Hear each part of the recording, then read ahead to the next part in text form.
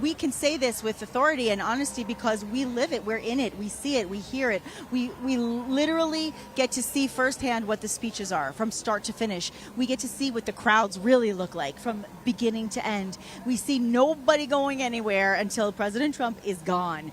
And I also have to say, the thing that we also notice is we talk to the campaign. We talk to people that work with and for him, and they adore him, and they say how he treats them as a human being. And it's just, the rhetoric has to stop because it's so untrue. And it's false, and it creates a falsehood that allows everybody to, forgive the pun, but to trump, allowing their hatred to trump their love for their country. So true. And well it's unwarranted. said. Absolutely, it really is. Yeah, it really is. So you want to talk about wine? Let's talk about some wine. Let's cheers to that.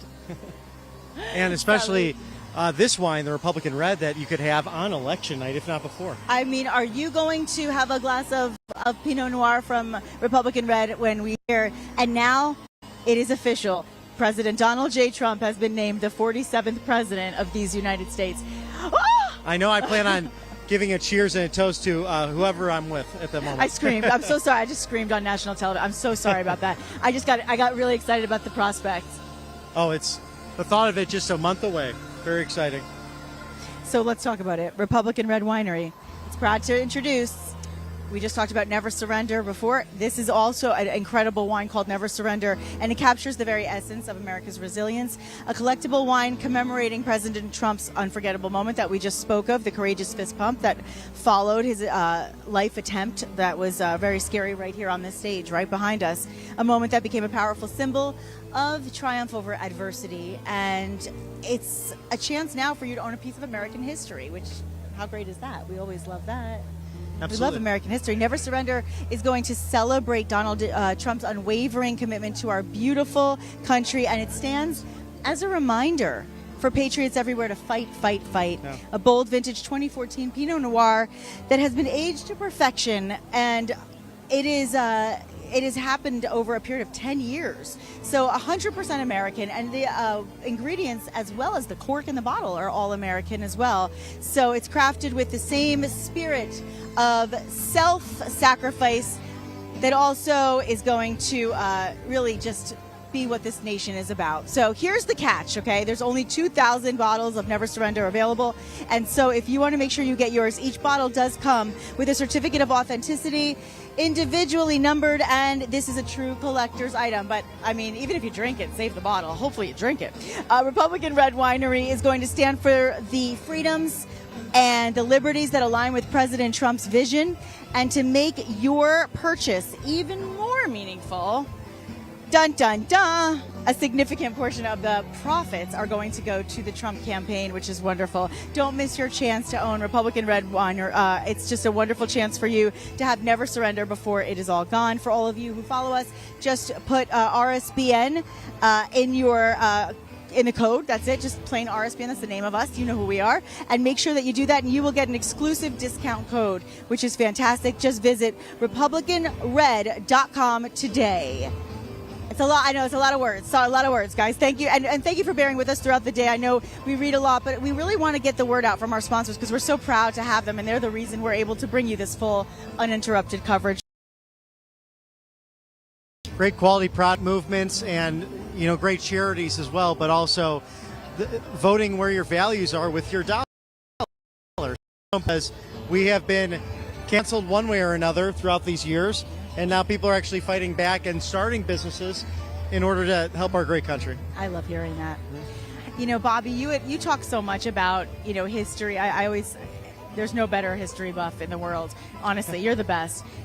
What would you say, as far as what's going on right now, do you think we've ever witnessed a moment like this movement and what's happening, even like today, as a result of what happened in July? How does it, just as a history buff and with the knowledge you have of presidents past, what would you say is the greatest difference you see in this movement? Well, I think it's the greatest political movement in modern American history. And I think the biggest difference, too, is perhaps not since the Civil War, have we had this movement for unity regardless of party. And let me scale back to that, because a lot of that was Republican versus Democrat, but it was regional. Right, it was the North versus the South over a number of issues, but ultimately, slavery. Sure. And you saw a national ticket in 1864 of Abraham Lincoln and his vice president, Andrew Johnson. Johnson was a Tennessee Democrat, but believed in that Jacksonian era argument that we are indivisible. A gentleman explained that during one of our speeches recently, where the pledge, really, when you break it down, that word indivisible, we are meant to remain united. That's a great and point.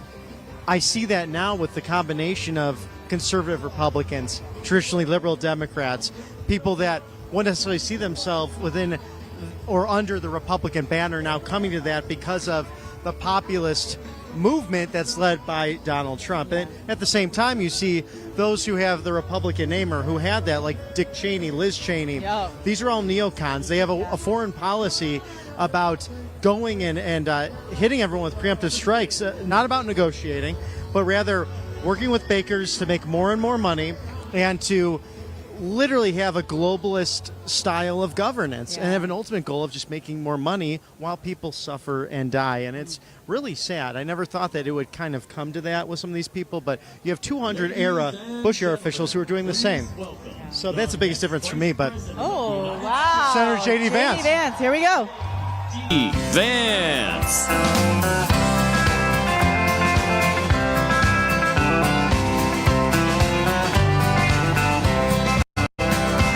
Why don't we liberate these United States? We're the ones who need it worst. Let the rest of the world help us for change, and let's rebuild America first. Our highways and bridges are falling apart. Who's blessed and who has been cursed? There's things to be done all over the world, but let's rebuild America first.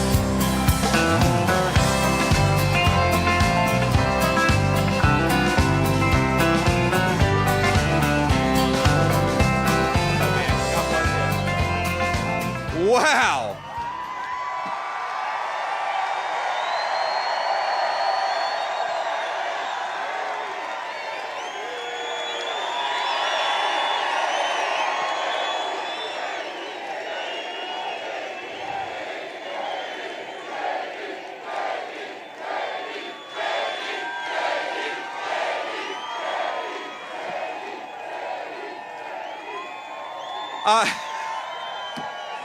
What an amazing, amazing crowd. What an amazing day. And my friends, in 31 days, this state, starting with Butler, is going to turn red, and we're going to send Donald Trump back to the White House.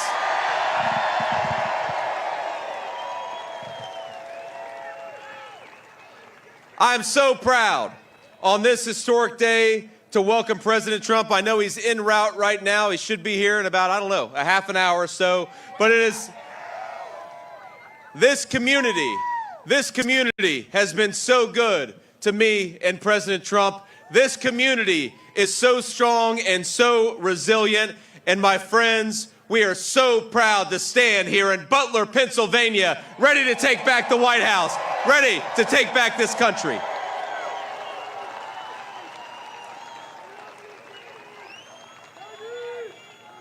Now, 84 days ago, of course, on this very field, an assassin tried to fill our hearts with terror. But we're here to say we can't be intimidated. We cannot be stopped. We won't be denied. We will make America great again, and we're going to do it together.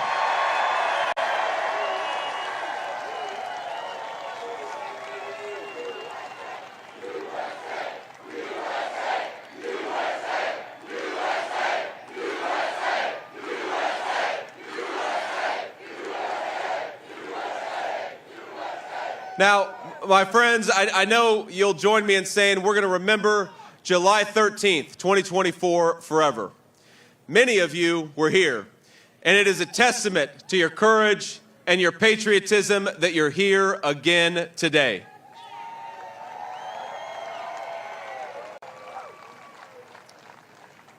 Now, you heard the shots. You saw the blood. We all feared the worst. But you knew everything would be okay when President Trump raised his fist high in the air and shouted, "Fight, fight."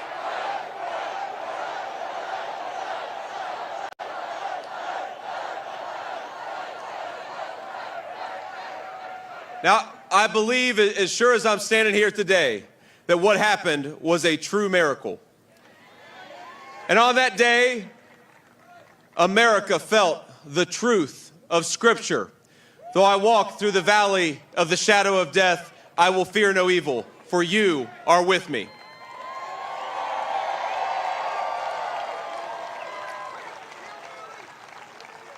I truly believe that God saved President Trump's life that day. And I believe that God is with us right now and watches over this incredible nation every single day.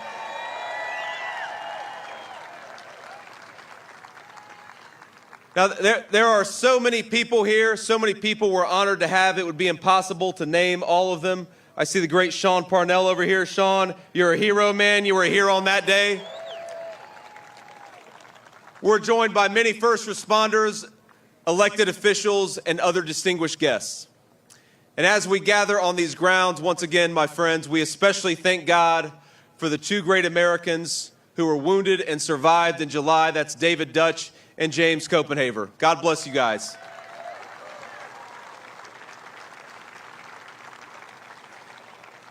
Now, we pray for their full and complete recoveries. And we're honored that David and his family were able to join us today. Let's give a round of applause to David. God bless you, and God bless your family.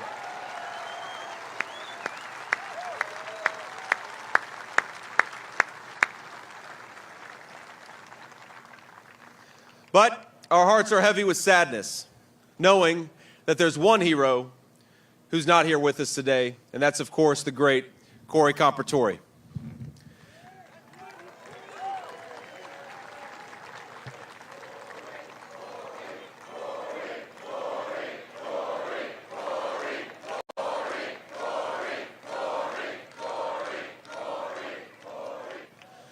We're never going to forget Corey.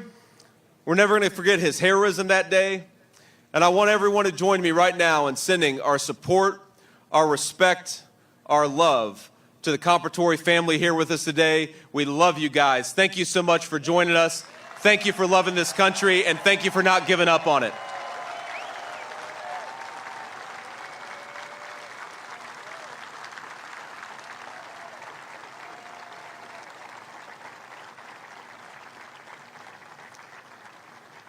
Now, after the heartache of that day, our nation hoped to turn a page. We hoped that our opponents would remember that before we are Democrats or before we are Republicans, we are Americans. But sadly, our opponents have not heeded Abraham Lincoln's words and listened to the better angels of our nature. Even after that terrible assassination attempt that took one man's life and nearly took many others, they continue to use dangerous, inflammatory rhetoric.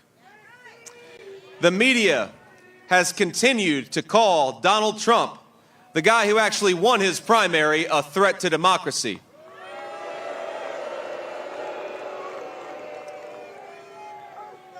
A Democrat senator called Donald Trump an existential threat to our democracy. Kamala Harris said that he was attacking, quote, the foundations of our democracy. And I think you all will join me in saying to Kamala Harris, how dare you talk about threats to democracy? Donald Trump took a bullet for democracy. What the hell have you done?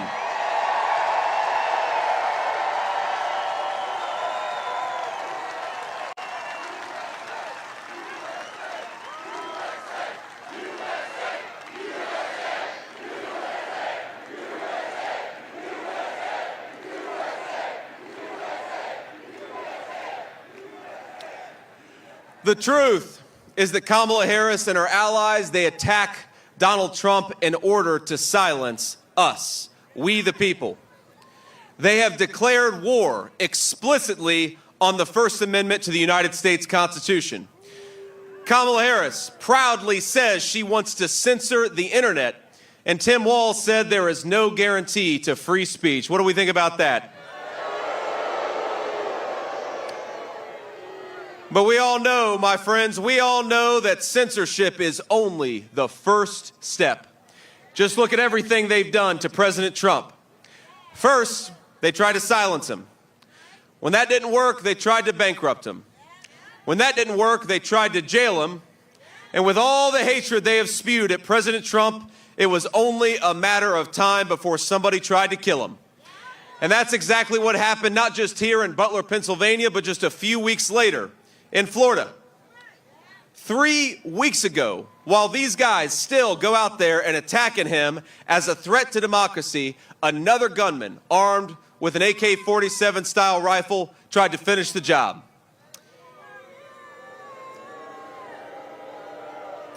In fact, before the gunman in Florida tried to kill Donald Trump, he wrote, quote, "Democracy is on the ballot." The exact same words that Kamala Harris wrote after accusing Trump of being a dictator only days before the first attempt on his life. But for all of those watching at home, and for all those who might be undecided in this crowd, though there probably aren't that many undecided voters in this crowd,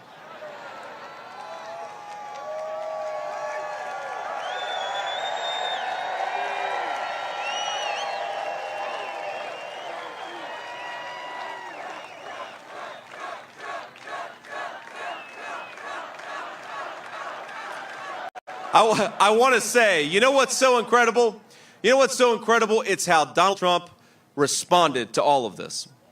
Because despite being shot here in Butler, President Trump immediately called for national unity. And I'll never forget, my friends, what he told me after the second assassination attempt. It was probably the first person that he called that Sunday. And I was sitting at home with my son in Cincinnati, and he said, "JD, they tried to do it again." I said, "They tried to do what, sir?" He said, "They tried to shoot me again." And at first I was in disbelief. I think immediately my thoughts went to him and how he was doing. Of course, he was physically okay because he was calling me, but I said, "Sir, are you doing okay?" And of course, President Trump, in his President Trump way, said, "Yeah, I'm doing fine. You know, I'm a little pissed off because I was about to make a dirt birdie on the 6th hole and they wouldn't let me finish."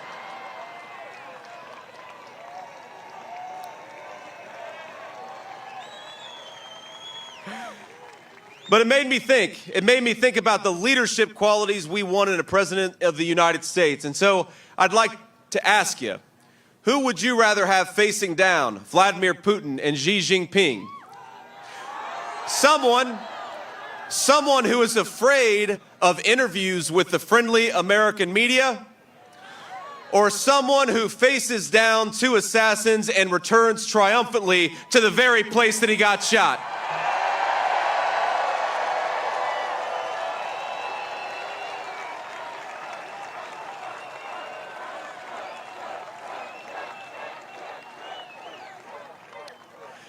Now, some of you may have seen that I had a little debate with Governor Walz a few days ago.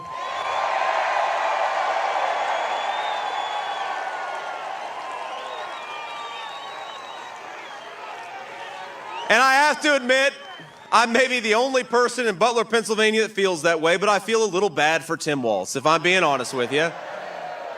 Because Tim Walz has to defend the indefensible.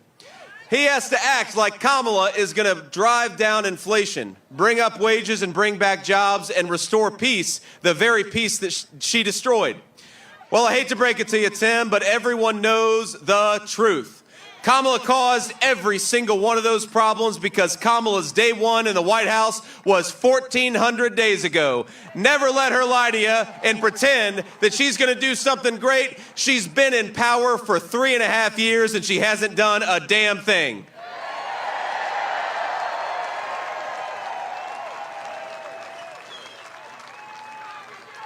And I hate to say it, but Kamala's record of failure is somehow only getting worse. Just a couple of days ago, I visited an area of our country ravaged by Hurricane Helene. The Appalachian region of Virginia, and we know the Appalachian region of this country has been left behind and ignored by a generation of American leaders. But what started out as a natural disaster is becoming a man-made disaster. When Appalachia was underwater, remember, President Biden was sitting on a beach and Kamala Harris was at a San Francisco fundraiser. That is not leadership, that is a disgrace.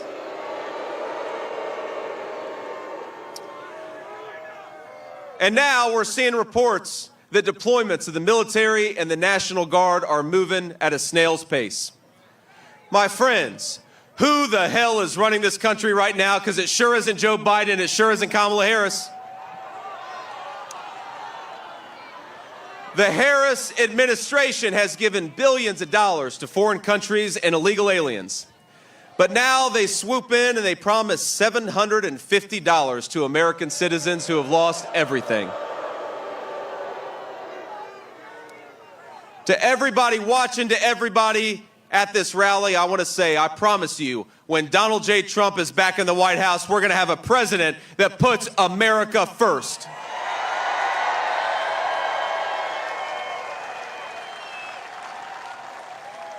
We're going to ensure that emergency funding goes to American citizens and not illegal aliens. We're going to create record prosperity with low inflation and rising take-home pay. We're going to secure that southern border, stop the drug trafficking, and send illegal aliens back home where they belong.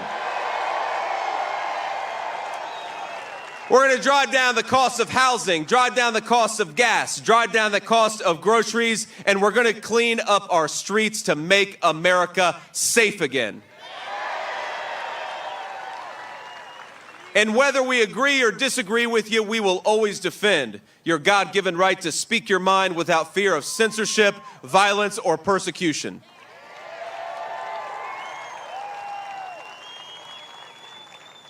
But to everybody struggling, I want you to know that though our country has, yes, been through some hard times over these past few years, I want you to know that help is on the way. We have, think about this, the most generous people, the most abundant natural resources, including some great energy right here in the state of Pennsylvania. We've got the hardest workers, we've got the best values. All we need to restore American greatness is leadership that is fit to serve this country.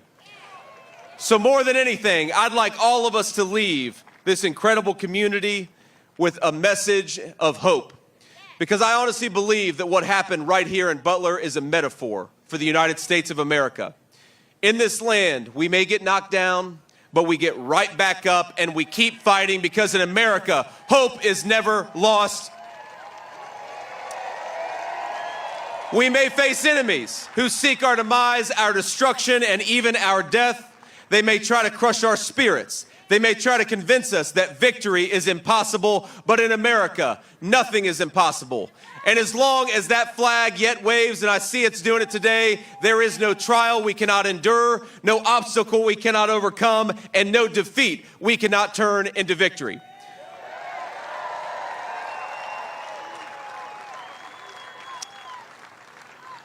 On this field, at this exact spot nearly 3 months ago, we thought President Trump was going to lose his life. But God still has a plan for him, just like he still has a plan for the United States of America.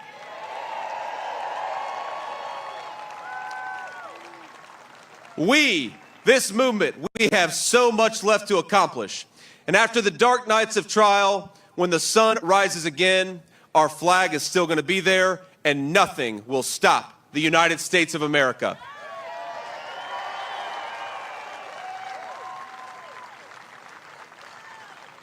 So I want you all, I know he'll be out in just a little bit, but I want you all, when Donald Trump comes out here, to give him a true Butler, Pennsylvania welcome, because with Donald Trump, we are going to take this country back. We're going to make the American dream affordable again, and it's going to start right here in the great state of Pennsylvania. God bless you, Butler. Thank you for having me, and we are going to take this country back. I love you. Why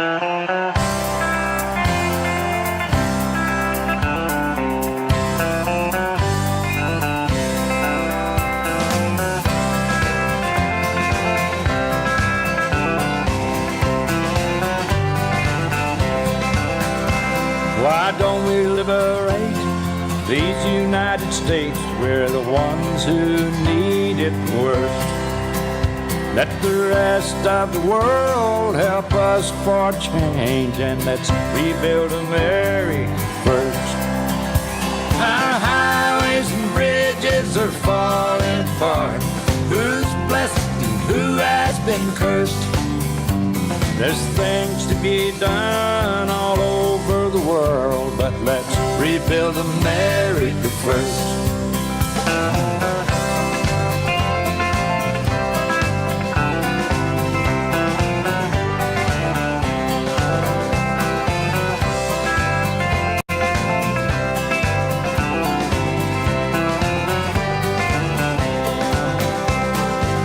Who's on the hill and who's watching the valley?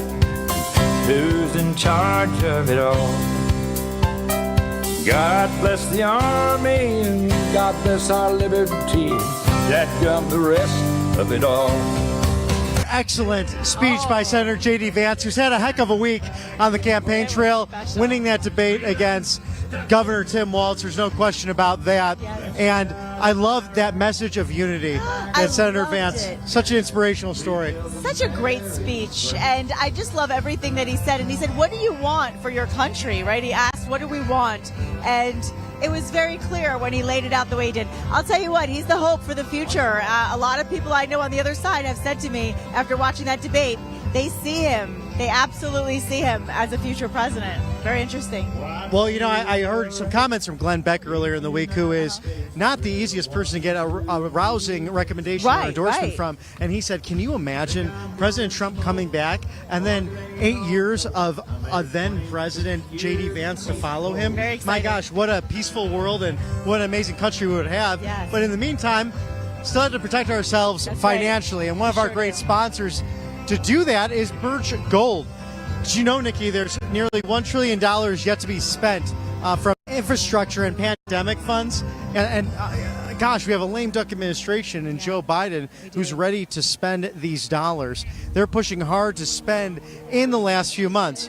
If Biden could push out these funds, we would see another prolonged inflation and, you know, perhaps a depression, and very similar to what happened during COVID. And I'm sure you remember the terrible effects that high prices had on Americans. I mean, the cost of living was something that was discussed much of today.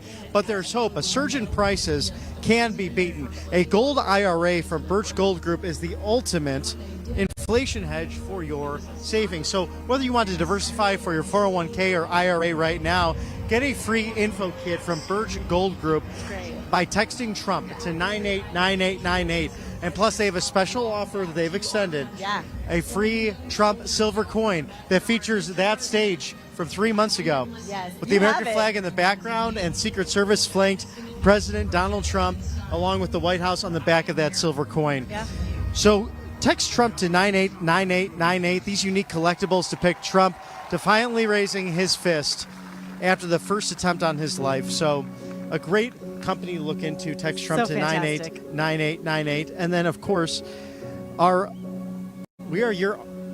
Right Side Broadcasting is your 2024 election headquarters. We sure are. It really is. By the way, just so you guys know, for context in the moment, they're playing one of the best commercials. This is an ad for President Trump for the song "Fighter" that was written for him after the situation happened in July, and it's really chilling. I mean, it gives you chills in your body, and every time I watch it, I do get very choked up. It's beautiful, so I recommend that you go and watch it as well. In the meantime, yeah, you're right. It is the place to be at RSBN because we are your election headquarters for 2024. There's no better place to go. We are committed to bringing you continued coverage during this election period. We want to make sure you have the comprehensive coverage of all things Donald J. Trump during this season because you don't want to miss a single moment, right? That's important. So you want to make sure that you like and you share this broadcast with all of your friends, and maybe not all your friends, maybe the people that are not such your friends. You say, you know what, let me show you something. I want you to see what the, quote, MAGA community is like, and maybe you'll understand why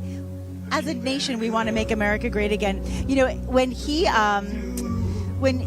we do what we do, if you hit the notification bell on the phone, the cool thing is it will alert you. So every time there's an event on YouTube, for instance, you put the notification, I want to be notified, and you'll know that it's coming up.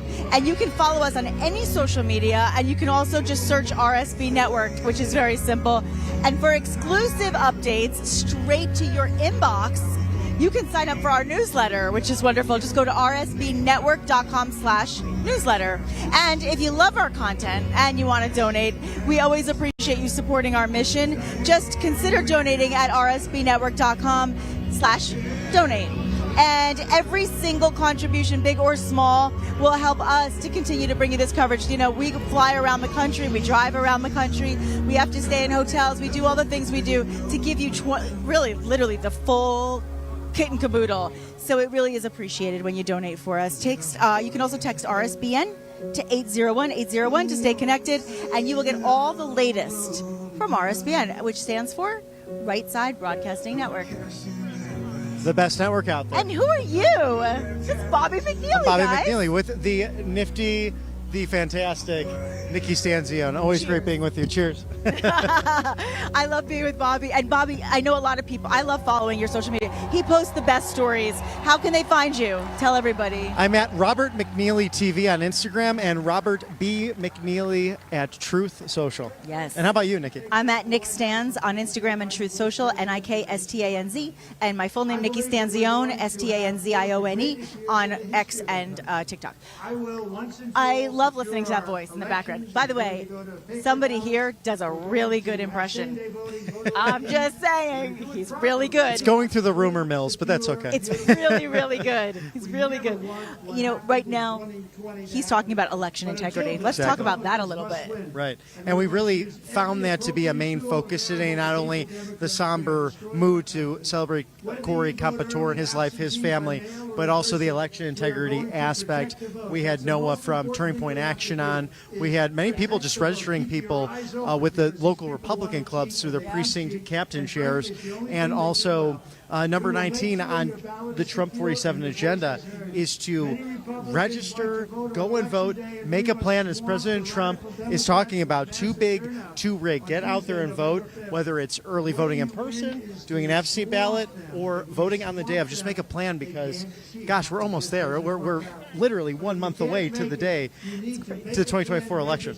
I remember the two of us were here in Pennsylvania together for our first broadcast together, and it was at the end of June. It was before this happened here at Butler, and we were saying, "Wow, I can't believe it. We still have, a few months, and it's going to be such an amazing season." And now here we are, 3 months later since we first worked together, and actually more than 3 months at this point.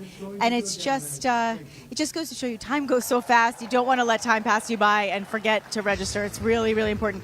By the way, on that note, what's going on with this country right now where the administration is suing states for wanting to take illegals off the opportunity to be able to vote? They should not be voting if they're not a citizen. Why is this a problem for the administration? And it really answers the question as to whether or not they are incompetent. Yes, they are, but there's also an agenda in place because so many people have moved away from these blue cities because of violence, whether it be Chicago, you think about San Francisco, especially Philadelphia, now Aurora, Colorado, Springfield, Ohio, all dealing with migrant crises happening all at once from illegal alien breaking the law. So you have all these things happening, especially violence that taking place as a result. It's very sad. It is sad. But it's a way to replace people who have left these areas and to usher in new voters. And we know in New York and San Francisco, illegals have voted in those cities in municipal elections. Right. So it's just a farce when you hear from certain people in Washington, D.C. that, oh, no, only citizens can vote. Of course, this was intended, but sometimes... Isn't that one of the best parts of being a citizen? Absolutely. Go through it the legal route. And we even have the South Korean Americans, Japanese Americans for Trump here at these rallies talking about this. Some of them can't vote because they're going through the legal process in order to get there. And they dream of becoming citizens, but in the meantime, they won't remain silent. That's the beauty of it. And I wish our camera could pan this direction. I know. I was just thinking the same thing. Sorry not to be distracted, but I keep looking this direction. It's so beautiful. it's a sea of people and another American flag in the background. Magical. Just ready to celebrate President Trump and the legacy of Corey Capitore. As you can see on the signs, November 5th, the most important day in American history. Yep. And I'm so happy that there were so many registrations happening. Me too. And I want to shout out to Scott Pressler. Oh, thank you, Scott Pressler. He's doing God's work. We've been talking really to so many people today, and Scott we see often at these different rallies, Yes, we and do. he is out there getting the job done, turning blue counties into red simply with registration numbers. He works so hard, and our friend Paul Ingracia, who's one of our correspondents here as well at RSBN, he's been on the ground in Pennsylvania. He's from New York. I know that he's been posting all week. He's been out and about, knocking on doors, making things happen, and so we appreciate you too, Paul. I mean, everybody is working so hard. Of course, all of us at RSBN having this platform to share allows us a chance to have our voices heard so that we can get the voice of Donald J. Trump back on the world stage, not just for our country, because when he does what he does for America first, it changes the world. And we saw that for 4 years with peace in the Middle East and just an overall less chaotic world.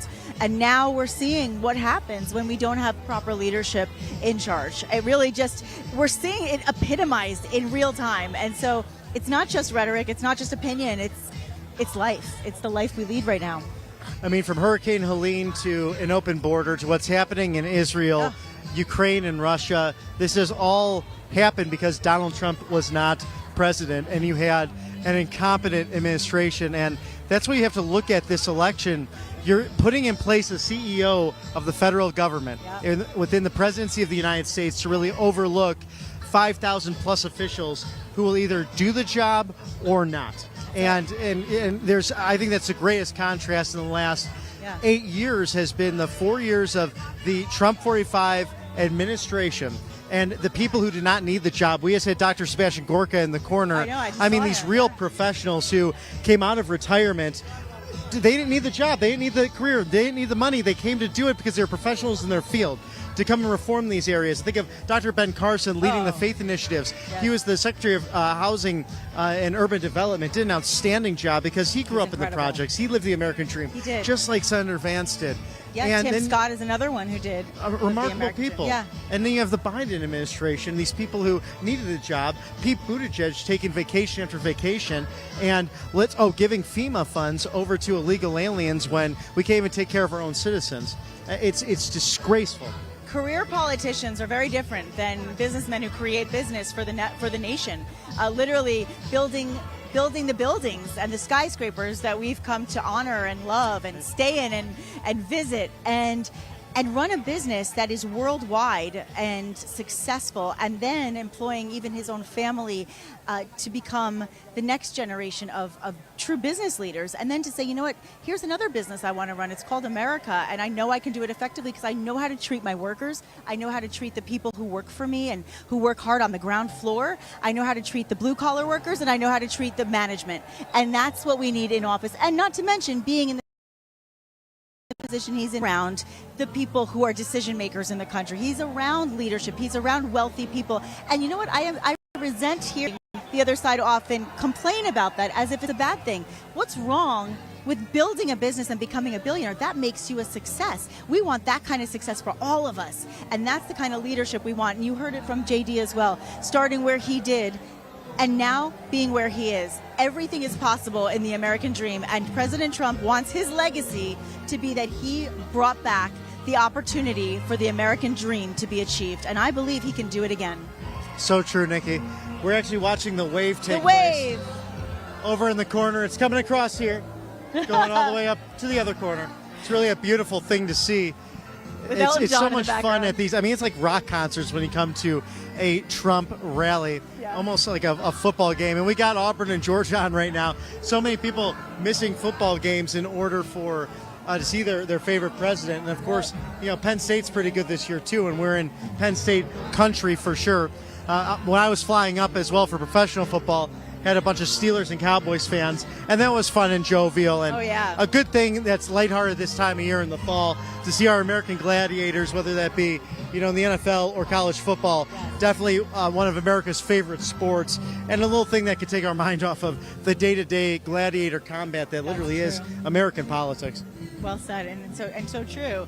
And it's kind of the same concepts when you really think about the metaphors of sports, right? You want a coach who's going to lead the team and get the team the win, whether they had a bad first half or not. Maybe the first half was a disaster and they said, oh my gosh, we're down, I give up. No, you don't give up. The coach comes in and says, we're going to change our play. We're going to do it differently, and we're going to make ourselves get that spirit back again so we can win. And you know what? If we don't win, it's not because we didn't do our best. And that's the person you want. You might not like what the coach is saying to you. It might be a little tough love every now and then, but they lead us in the right direction. And this is our coach. Our coach in America is Donald J. Trump. We need him to coach us back to a win. Yeah, just say no to Coach Waltz. Say yes to Coach Trump. Not that coach. Yeah. Well, listen, that coach was nodding a whole lot at J.D. Vance. I think he liked him a lot. I think he was very impressed, as was the rest of the nation. And that speech tonight proved again, this is a confident, competent, and capable vice president. And that team together, along with Elon Musk, along with Tulsi Gabbard, along with RFK Jr., and of course the entire team of Senate and senators and congressmen and House representatives that are on Team Trump. It's a powerful, powerful, powerful movement. No question about that. And President Trump about to give a really wonderful, beautiful, somber speech now on hallowed grounds with this wonderful group today. It's been really a pleasure to be here to talk to the MAGA rally goers, and hope, hope, hope has been the message of today. Hope for the future, hope to change this country for the better, and to reelect Donald Trump as President of the United States. I mean, every time you say it, I do get happy. And, people will say, I don't know how I feel. I mean, of course, we know so many of you feel like we do. But the ones who don't, I say it every time, but I'll say it again. Do your research. Please do your research and look at your life. Reflect on what's happening in your life and reflect on the things that Bobby just mentioned about this week alone. This week was a disaster for our nation, and it was run through chaotic governing and absent governing. And when President Trump was asked how he felt about being in Georgia and how he thought it was going to help him in the election, he did not say anything about the election. His very clear answer was, this is not about the election. I'm not even thinking about that. I just want to keep people alive. This is about living, and this is about the people. This is not about me. And so to all those who think he's selfish, keep in mind, this is one of the most selfless men. And if you actually follow him and you pay attention, Bobby, he is literally one of the most selfless Americans that we have been really fortunate enough, I would say, to have take care of us like a leader should.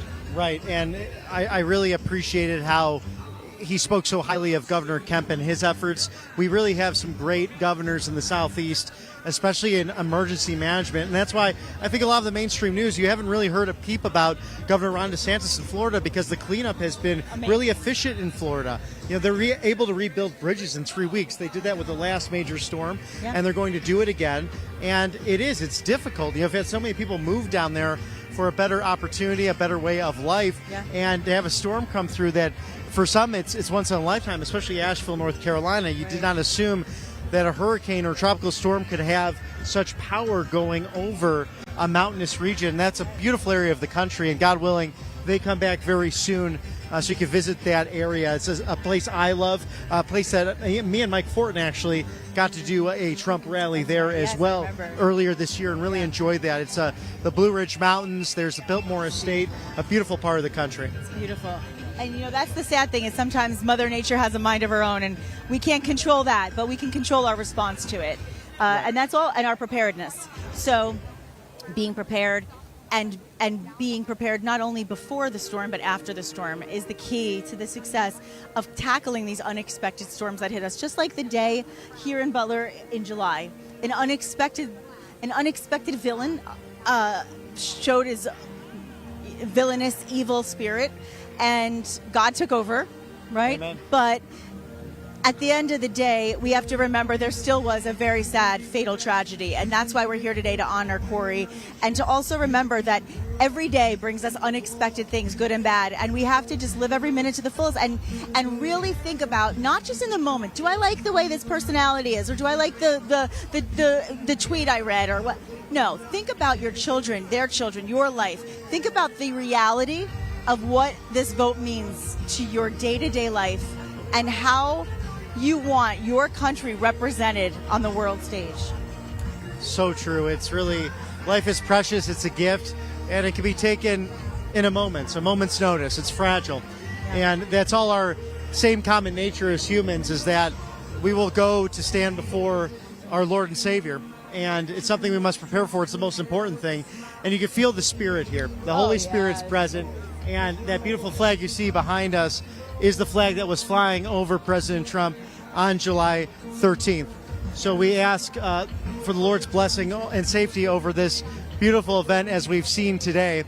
And I'm sure people will need a good night's rest after the excitement and the love and the moving nature of today's events. And a great way to do that is actually by visiting our friends over at My Pillow. Oh, yes, the best. And you have to ask, if your daughter or son is off to college, they're well into the year now, probably enjoying football, hopefully enjoying their studies. Harvard Crimson has endorsed President Trump, and we got that exclusive interview today outside of this beautiful Butler Farm show. But you're in luck because the My Pillow deals are still happening, bringing back the $25 extravaganza. Mike Lindell and his dedicated employees have been part of the cancel culture. They've suffered from it. So they want to pass these savings directly to you. 2-pack multi-use My Pillows, just $25. My Pillow sandals, $25. Beach towels, $25. Their 6-pack towel sets are $25. Even recliner pillows. Amazing. And guess what, Nikki? Sheets and blankets. You want to guess how much that costs? $25? You're right on. Oh my gosh. Another amazing offer is on the My Mattress Topper for the college dorm beds specifically. You know those beds aren't that comfortable, and if any of us are on those twin XLs, those are still uncomfortable too. So I could recommend them to a few hotels. I think a few hotels. Every once in a while, you never know where you'll be on the road. There's one place we know they could definitely use them. Yes. But a topper fits most college dorm beds and will help your kid get a great night's sleep. The My Pillow topper comes in every bed size. You can put it right over your current mattress. Believe me, you will feel a difference, and it provides the best support this time just for you, the viewers. A limited time offer for $69.99 on those mattress toppers. These long time offers can be found only in one place, mypillow.com/RSBN, mypillow.com/RSBN. We love Mr. Mike Lindell, all the work he's doing for election integrity. That is one great American patriot.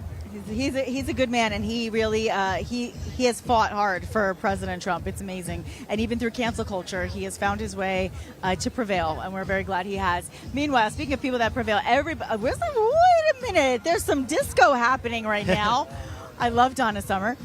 Listen, come to a Trump rally and you'll get to hear all the incredible music live and in person. It really is a concert. It's everything from classic rock to 50s to Motown to current rock and roll to some musicals and opera as well. Oh yeah, opera, Broadway, and now we get the disco with Donna Summer. I love it. I literally have the best time listening to the music at these. And it's a party. It's truly a party, and it's a happy party. And all we can tell you, I'm sure that we have. Sean's probably getting some great coverage as well.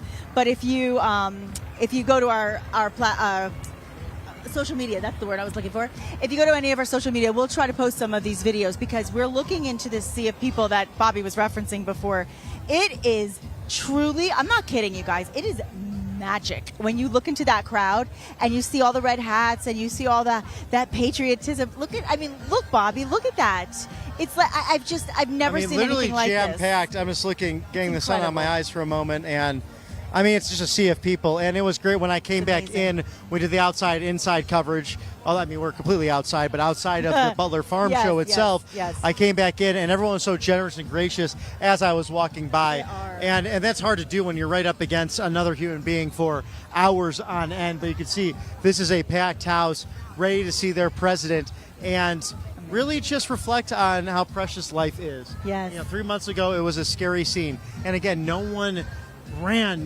They stood their ground, and one of the gentle ladies we interviewed today said that's the Butler way. You stand your ground, but you do it peacefully and patriotically, and you do it with a sense of respect. This is a great community, and I'm excited to see what the future holds for it. I love that. I love what you said. I was saying to one of the women that was here, I said, for us, we're the media, it was our job to report the breaking news, and clearly we didn't want to leave. We care just as much and want to see how President Trump was, but we also had an obligation to our job to stay and talk and share. That being said, these tens of thousands of people did not have that same obligation. All they were here for was their love and support, to be here at their own free will, and it was also their own free will if they wanted to run away and leave because they were scared. And you know what? They didn't.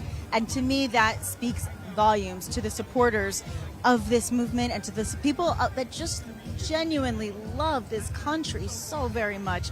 And they believe that Donald Trump represents all that means love for country. And I think it's really touching. I've gotten choked up a few times talking about it today, and I know so many of us feel that way. It's a really special moment in history to witness. We're very fortunate to be here today. We really are. And we were born for such a time as this.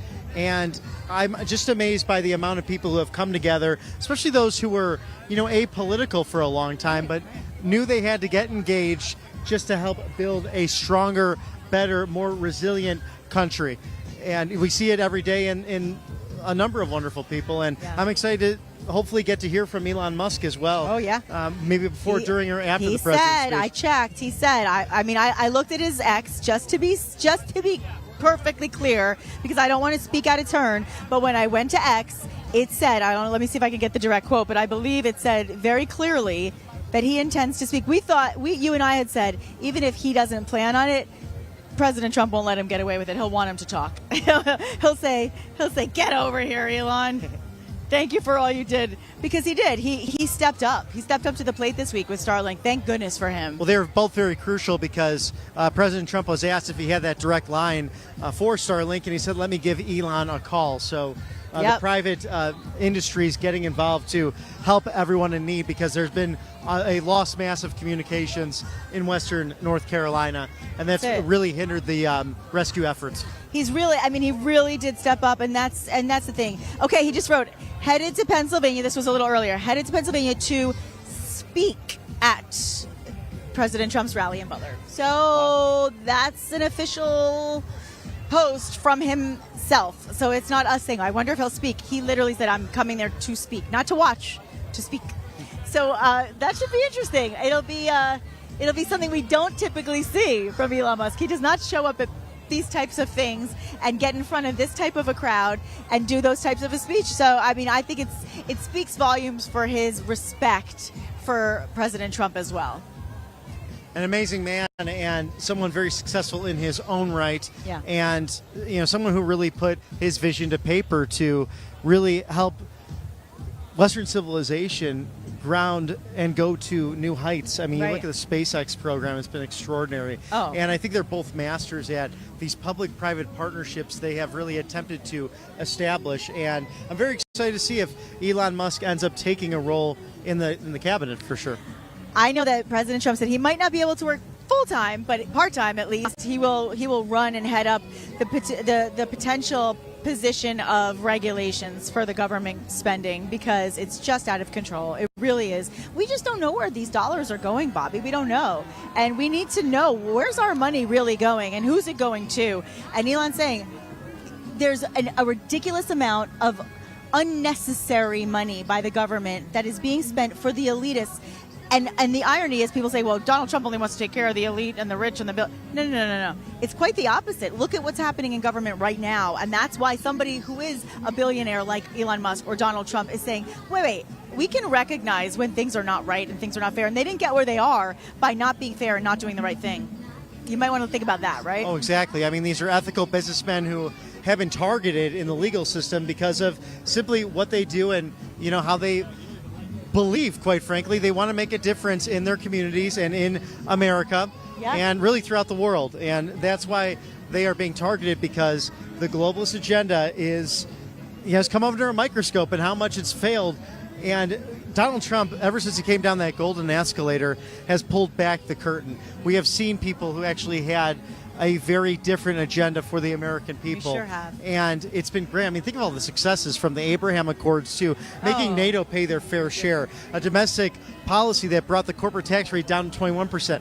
He wants to bring it down to 15%. And now, no new taxes on tips, on overtime, on Social Security retirement. Yeah. The list goes on and on of what President Trump knows how to do and how to put it in place and to work with people he may not agree with. Think about what a difference that makes, too. I mean, for the people who work so hard, in so many businesses, you rely on tips, literally. In so many businesses, it's that overtime that gets you over the top to pay your bills every month. And then you get taxed on it, and it's like, well, now I made more money, but I had more taken out, so it actually balanced out in the end anyway. Why did I work the extra hours? How many times have you said that? Right? I know I have in the past where I've said, I worked so many extra hours to make the extra money, but after taxes, because I made more, I got taxed more, and I didn't end up making the money after all.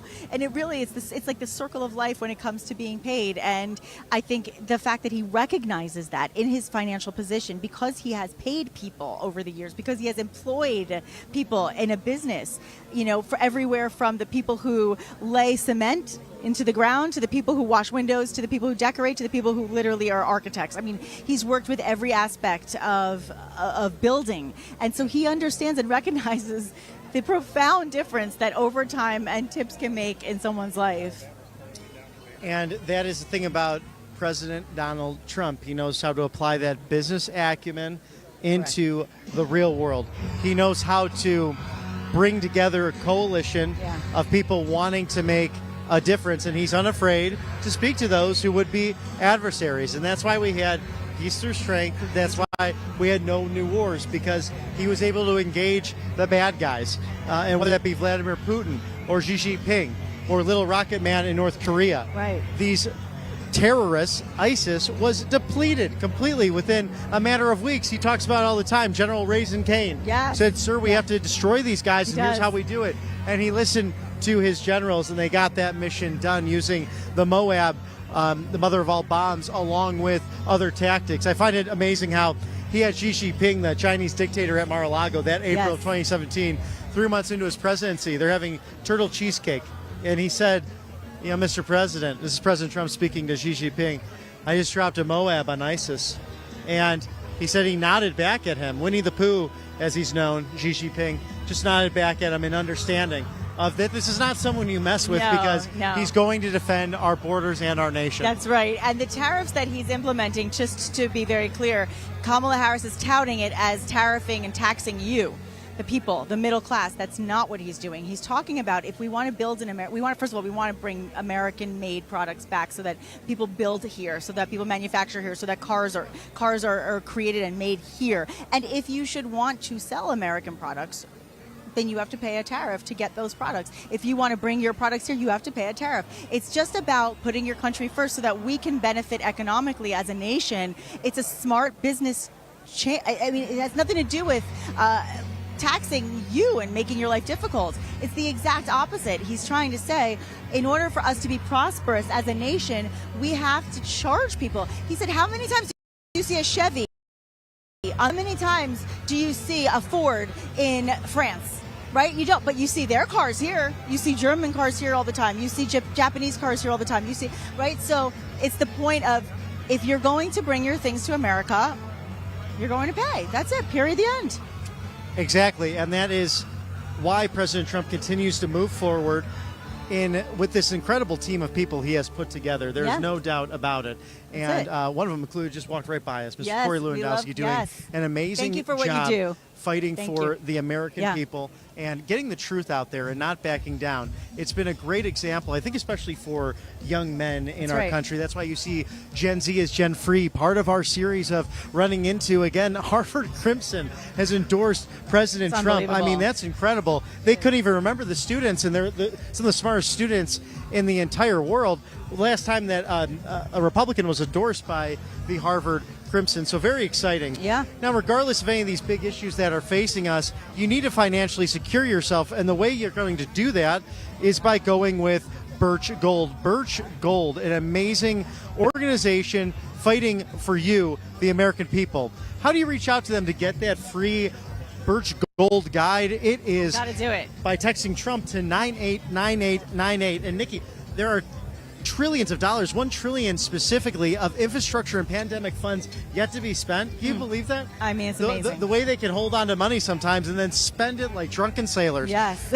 There's a massive amount of money that the lame duck administration of Joe Biden is pushing hard to spend in their last few months. If Biden can push out these funds, we could see another prolonged inflation surge, just like during COVID. And I'm sure you remember those terrible effects. And now we are in a recession. God forbid, if we have the Kamala Harris policies that are prolonged by Joe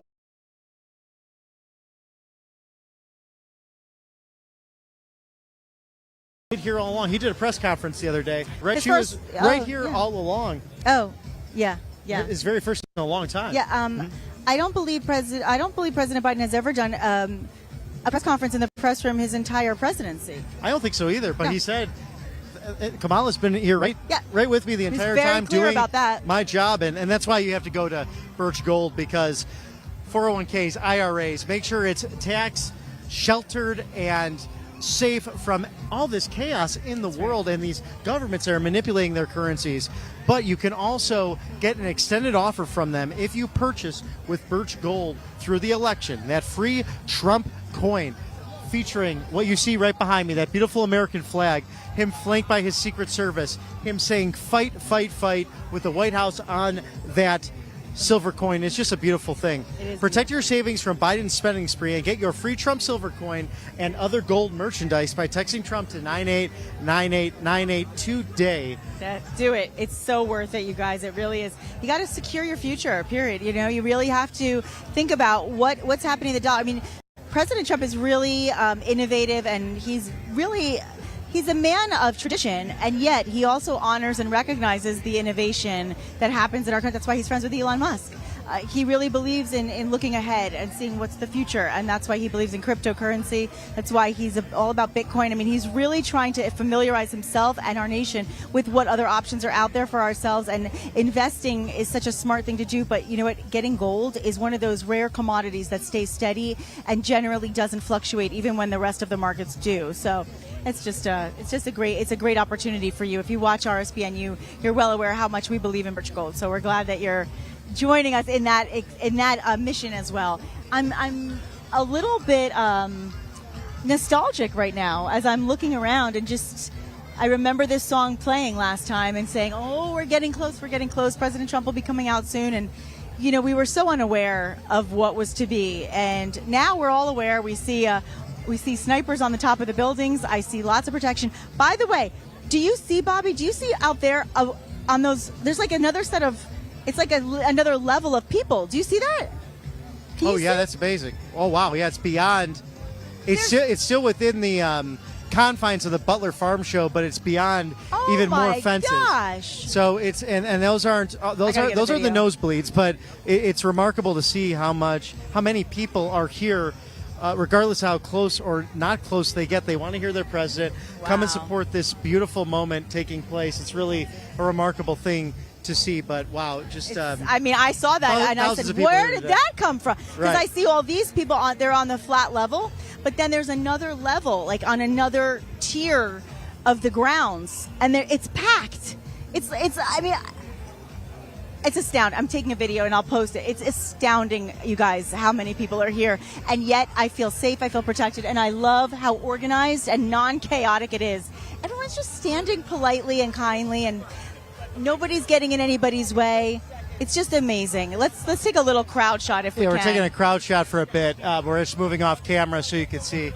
And you can just see how nostalgic, how beautiful of a night it really is here in Butler, Pennsylvania, as President Trump returns to the site where he almost succumbed to an assassin's bullet, but that horrible person failed in what he was attempting to do. And sadly, we remember Corey Campitor. Welcome to the stage, American Here we go. businessman and investor, Mr. John Paulson.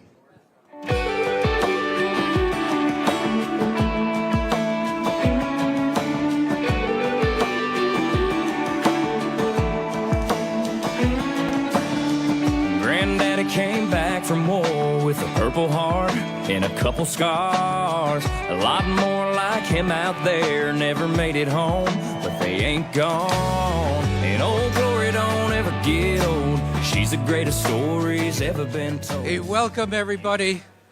My name is John Paulson, and like you, I'm proud to be a proud supporter of President Trump. When he is elected president, he will deliver the greatest economic boom to America than we've ever seen. We'll see growth in our energy sector. We become a manufacturing powerhouse. We'll see growth in real wages, which will benefit all Americans. It's great to see so many people here. Thank you. God bless.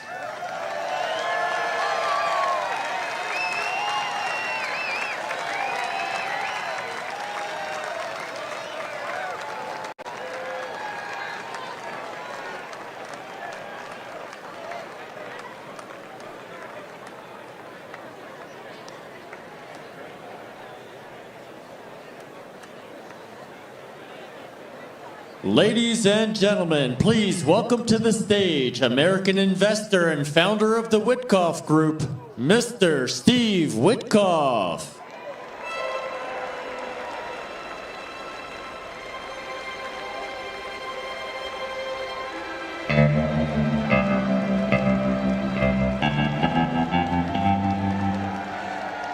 Oh, I wish I was in a land of cotton. Old times there are not forgotten. Wow. Wow. I wish my mom was here. First, I have some prepared remarks, but I would like to extend my blessings to the Dutch and Copenhagen family, and also to the Corey Compatore family. My heart is with you.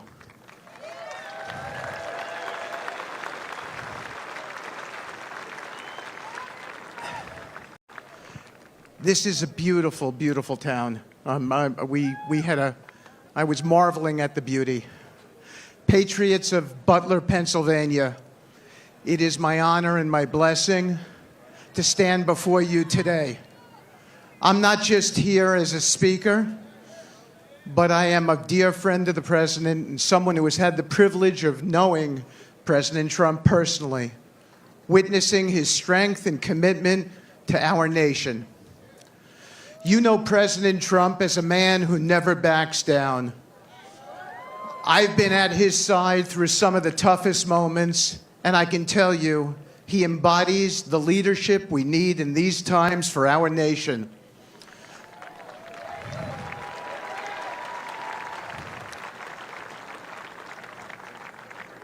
I was 10 feet away from him during the second assassination attempt. Amidst the chaos, President Trump stood tall. He didn't flinch or complain, not one bit. He chose strength, not for himself, but for us, for me that day, his friends, his staff, and for every American who believes in this country. That's who Donald Trump, my dear friend, is.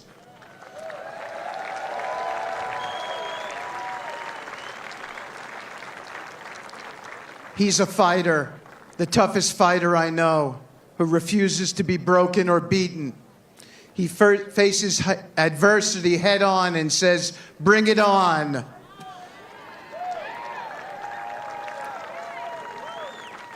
At the Republican National Convention where I spoke, I shared a side of the president many do not have the luxury of seeing: his empathy. While the media paints him as tough, they don't show how deeply he cares. He feels the burden of every challenge this country faces and understands the struggles of everyday Americans. I'll never forget when he reached out to me after I lost my son, Andrew. He wasn't just the president. He was a friend, offering comfort and ensuring we weren't alone. That's the kind of leader he is, the kind we need more than now than ever, the kind who came here today even though he lost his own life on this very stage, but he was not going to be deterred. Today we stand at a pivotal moment. In the wake of the Iranian attack, our nation stands at a crossroads. The world watches to see who will step up to lead us. We need a leader who understands the gravity of this moment, who embodies strength in action, not just in words. President Donald Trump is that leader.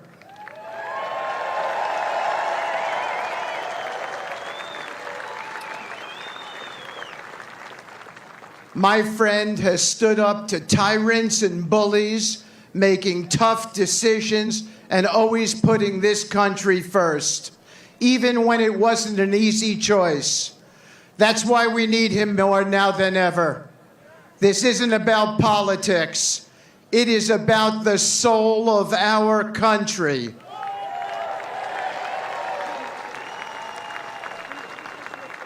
It is about choosing strength over weakness, vision over indecision, and leadership over chaos. We are living in a time that demands greatness. As Abraham Lincoln once said, you cannot escape the responsibility of tomorrow by evading it today. President Trump understands that. He is the most consequential president in the history of this country.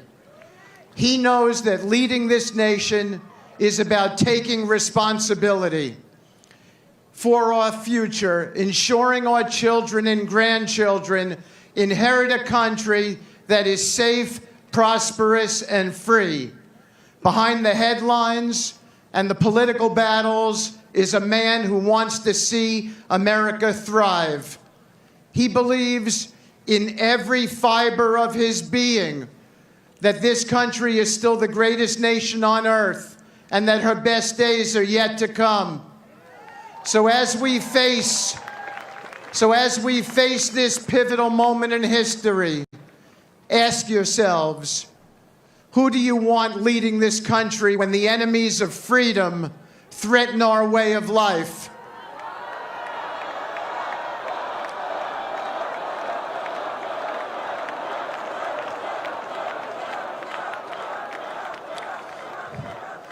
Do you want someone who bows to pressure because this man doesn't? Or someone who stands up, fights back, and says, no matter what you throw at me, I will not break. I will not waver. I will not back down. That is Donald J. Trump. He has the courage to face today's challenges and the vision to build a brighter tomorrow. The pathway to peace, prosperity, and strength isn't found in weakness or hesitation. It's found in unwavering resolve. It's found in a leader who refuses to let America be pushed around or let our enemies dictate our future. So Butler, Pennsylvania, this beautiful town, I ask you to stand with me. Stand with President Trump and stand for the future of this incredible country. Together,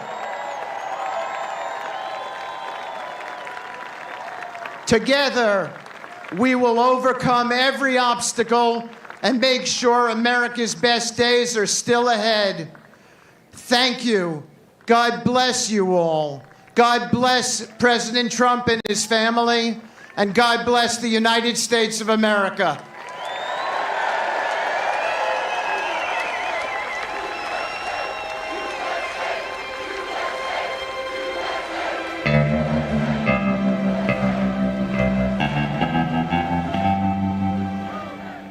Oh, I wish I was in a land of cotton. Old times are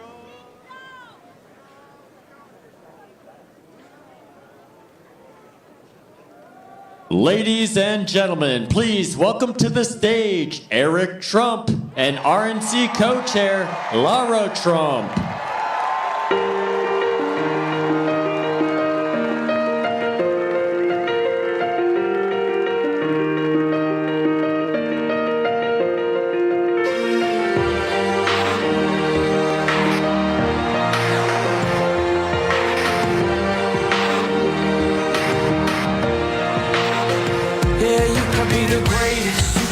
best. You can be the King Kong banging on your chest. You can beat the world, you can beat the war. You can talk the guy, go banging on his door. You can throw your hands up, you can beat the clock. You can move a mountain, you can break rocks. You can be a master, don't wait for luck. Dedicate yourself and you go find yourself. Standing in the Hall of Fame, yeah.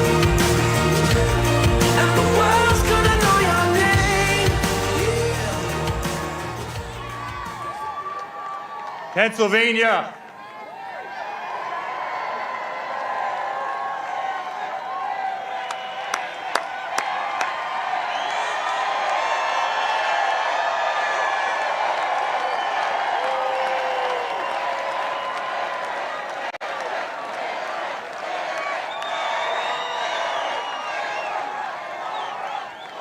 Pennsylvania, I've never been more proud to be anywhere in my life than I am today here with you on this stage.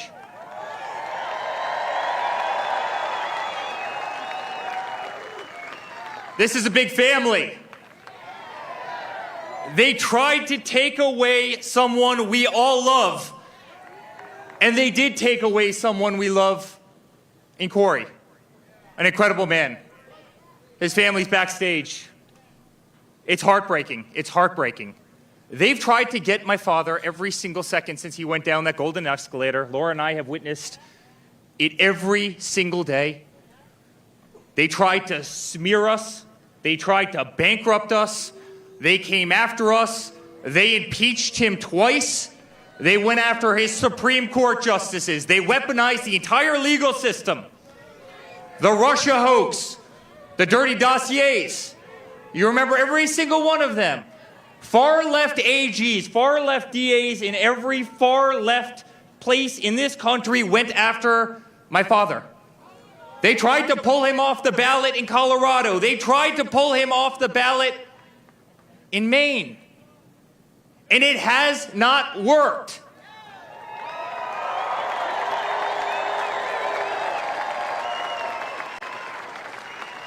And then, guys, they tried to kill him.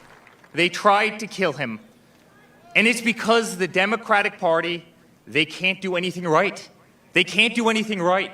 You see it this week in the FEMA response in North Carolina, and in Georgia, and in South Carolina, and in Florida. You have people's houses floating down rivers. And what does Kamala do? She comes out and says, yes, I'd like to give that family $750. We send $200 billion over to Ukraine so beautiful young kids can shoot at each other in trenches. $200 billion. We give hundreds of billions of dollars to Pakistan. They wouldn't tell us that bin Laden was literally a mile away from their equivalent of West Point. We send hundreds of billions of dollars to them. We gave $150 billion to Iran, a country that chants death to America. And Kamala Harris comes out and says, we're going to give $750 to the person who lost their house in a mudslide. Guys, this isn't America first. This is America last. But the good news, help is on the way.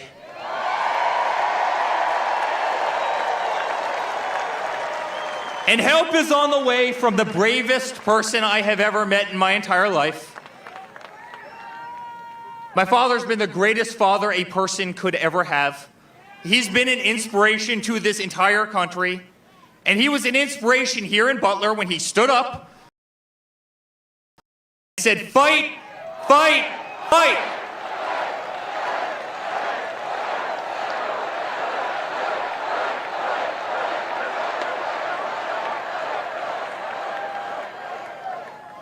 I love all of you so much. I really mean it. This is a family. This isn't politics, guys.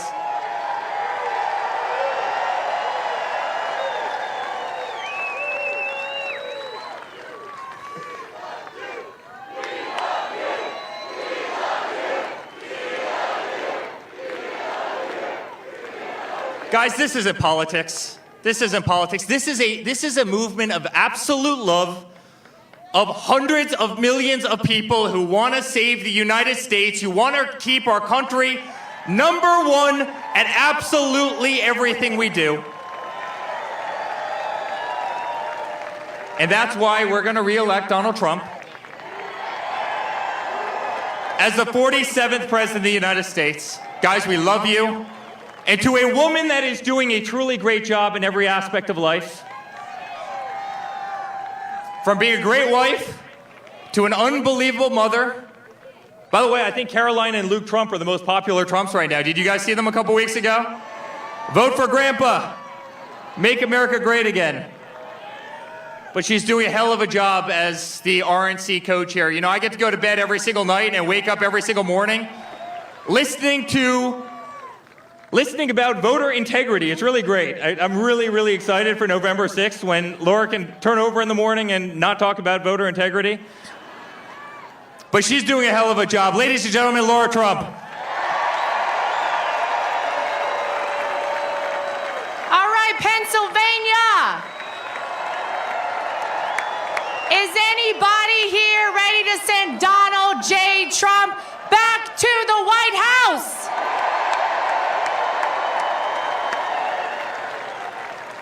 Well, we're 31 days away. 1 month from right now, as Donald Trump always says, will be the most important day in the history of America.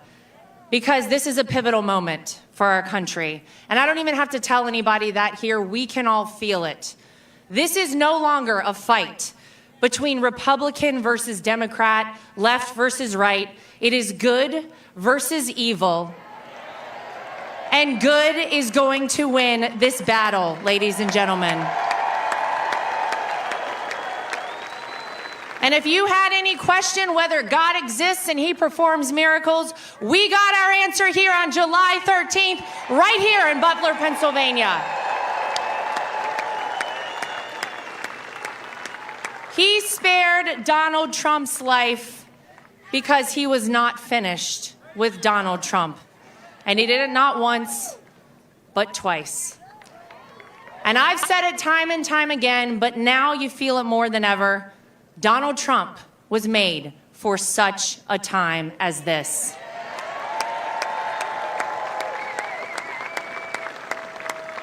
It's such an honor to be back here in Butler. And you know, I knew before Donald Trump even said he wanted to come back here that he would come back to Butler, Pennsylvania, because in life, you can operate with fear and cowardice, or you can operate with strength and faith. And that's what Donald Trump operates with, strength and faith. And that's the kind of leader we need to see back at 1600 Pennsylvania Avenue. We need strength in this country.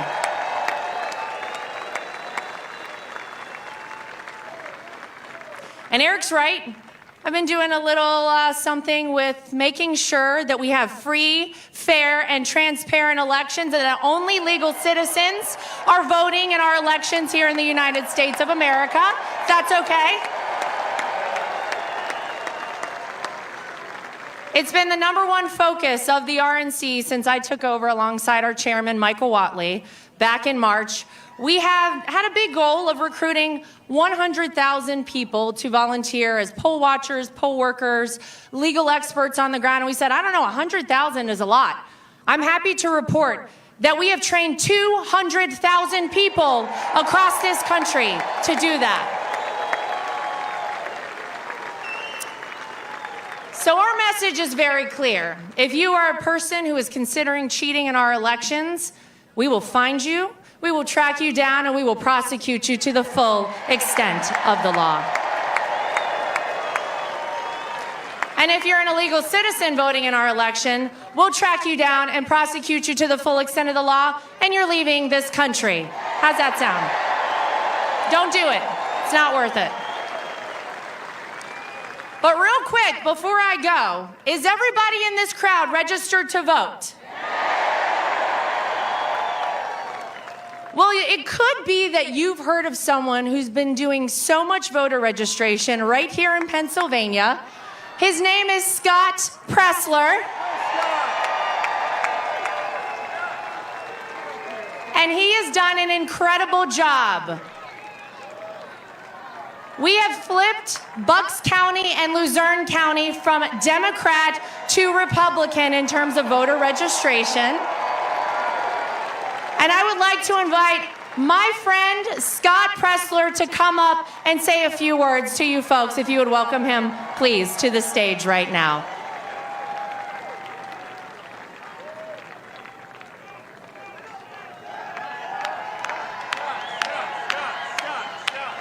And he wore shorts for us today, so check out his legs. Look at this. Yes.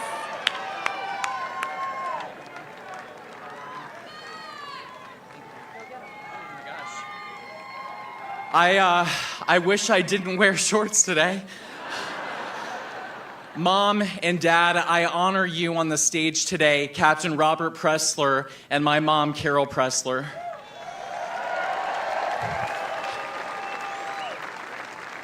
Pennsylvania, you have the power to change the world. Pennsylvania wins the White House, and so please, I ask you today, please check your voter status, make sure you're an active voter registered at your current address, and please visit vote.pa.gov and register to vote today. A message to our union workers. We want your vote. We want to keep jobs here in America. To our beautiful Amish and Lancaster and across the state, we will protect your raw milk, your dairy, your farming, your school choice, your religious freedom, your ability to afford to have 10 beautiful children per family. To our hunters, 30% of you are not registered to vote. Please, our hunters, support the Second Amendment, register to vote. To our truckers that service us every single day, please request a mail-in ballot or vote early, lock in those votes. To our sorority sisters and our fraternity brothers, please, you have the power. If you're going to school here in Pennsylvania, register to vote legally and lawfully here in the Commonwealth of Pennsylvania. I feel this from the top of my head to the tip of my toes. I love our great country. President Trump took a bullet for us. Please use your ballot and have his back on Tuesday, November 5th, and deliver Pennsylvania for Donald J. Trump. Thank you.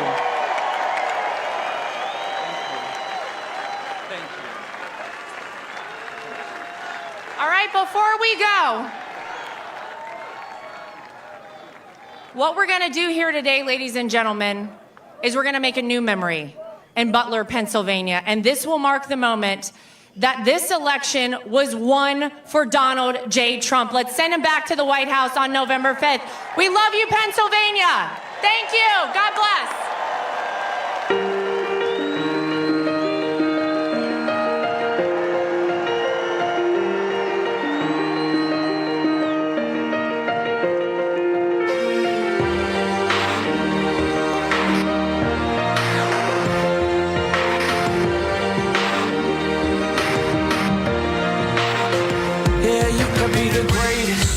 The best. You can be the King Kong banging on your chest. You can beat the world, you can beat the war. You can talk the guy, go banging on his door. You can throw your hands up, you can beat the clock. You can move a mountain.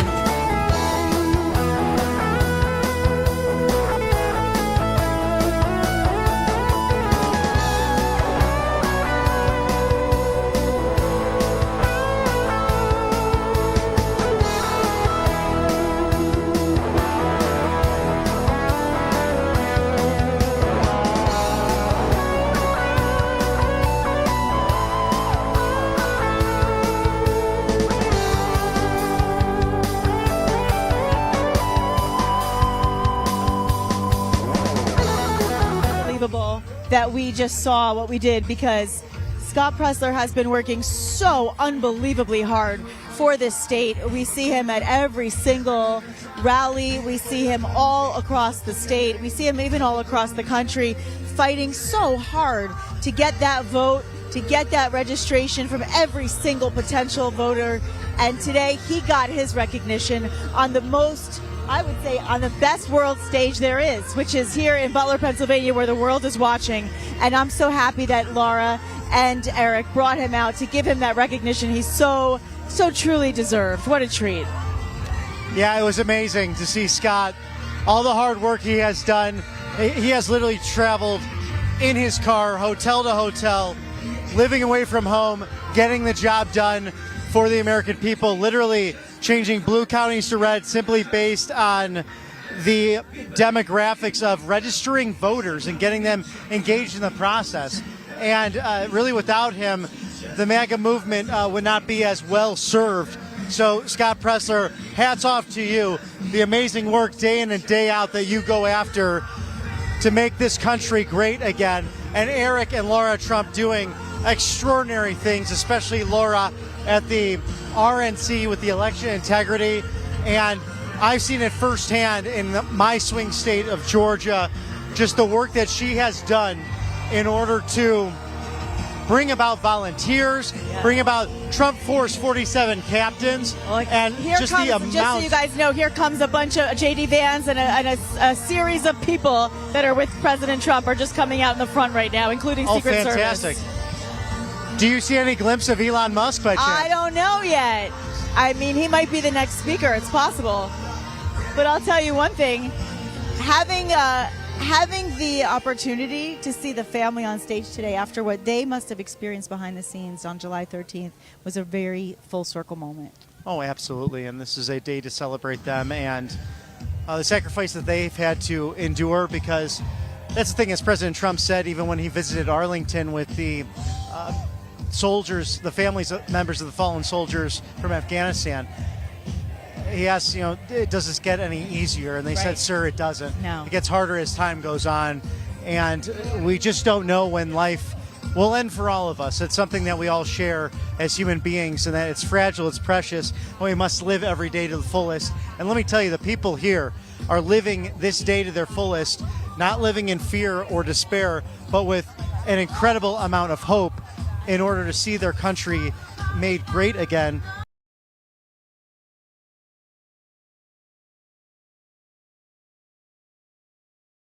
At the end of the day, with the MAGA policies, 20 policies, a platform that is good for truly all Americans. And there's a lot of people ducking because we really don't want to miss out on these important shots. But I'll tell you, there's a lot of people up here and a lot of gracious coworkers, a lot of wonderful people, but also everybody trying to find their way onto this riser without getting in anybody else's way. It's impressive. It's impressive, I'll tell you. It's a packed press pool, and I think I've gotten my leg day in for sure. I haven't been. I've been neglecting legs in the gym, so this has worked out nicely, Nikki. You're in a good quad work today. Right, I'm doing some good quad work. But we are excited for the literal leg work that people like Laura Trump and Eric Trump and the entire family is really putting into this, because sometimes you forget that it's all about family, and it's all about the fact that President Trump is a grandfather and a father, and he wants to be here for his family, but he's willing to put it all on the line in order to save the country and use his business prowess and to not only repeat, but make better what he did in the first term of the Trump 45 administration.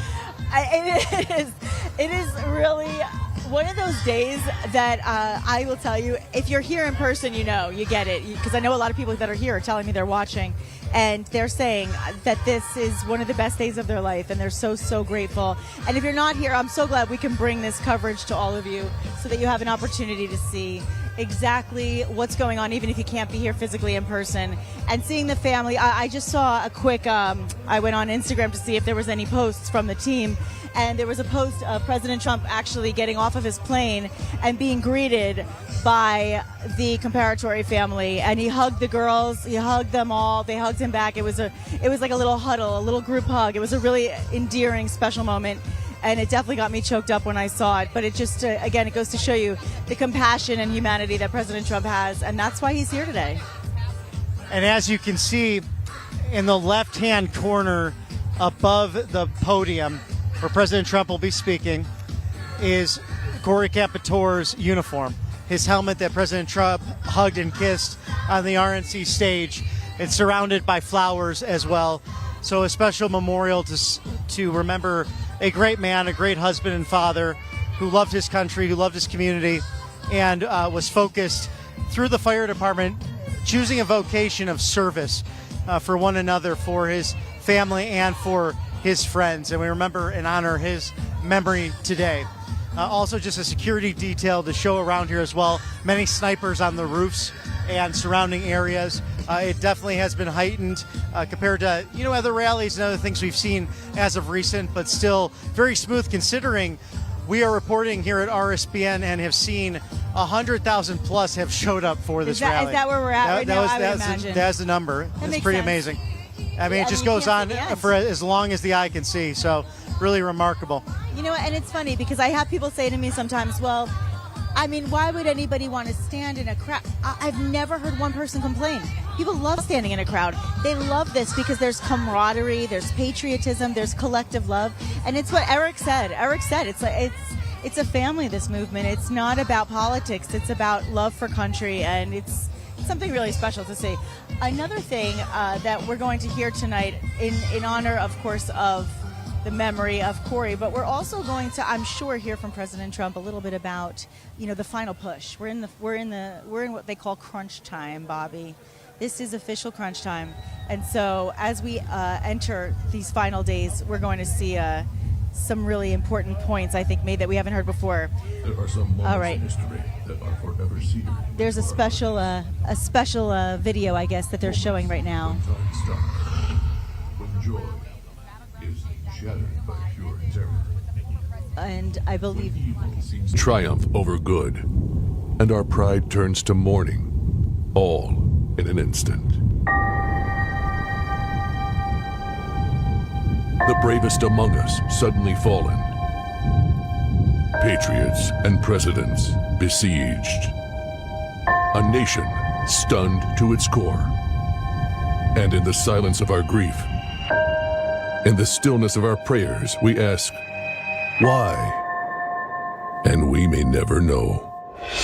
But in our nation's darkest moments, when all seems lost, when the cause seems to be unwinnable, when the night seems to never end and hope is on its knees,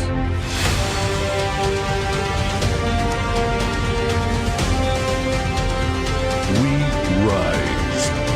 When will they learn this man cannot be stopped? This movement cannot be defeated.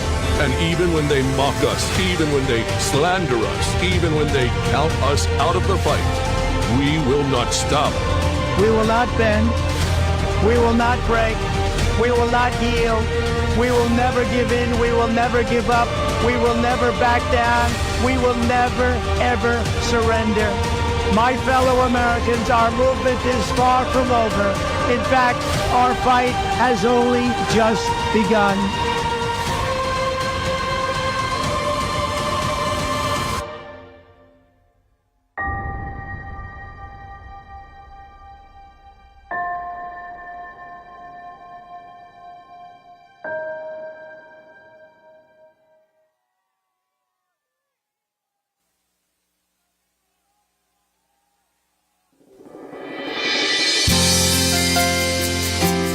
Ladies and gentlemen, please welcome the next president of the United States, President Donald J.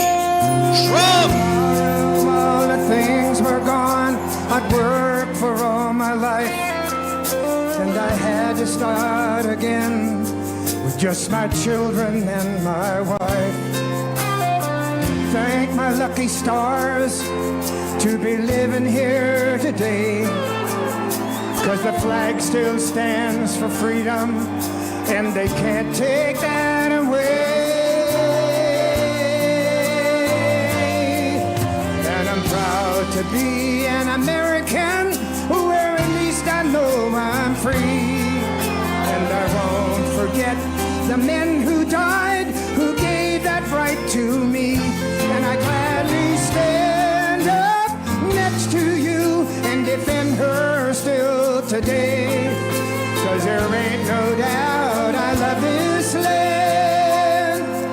God bless the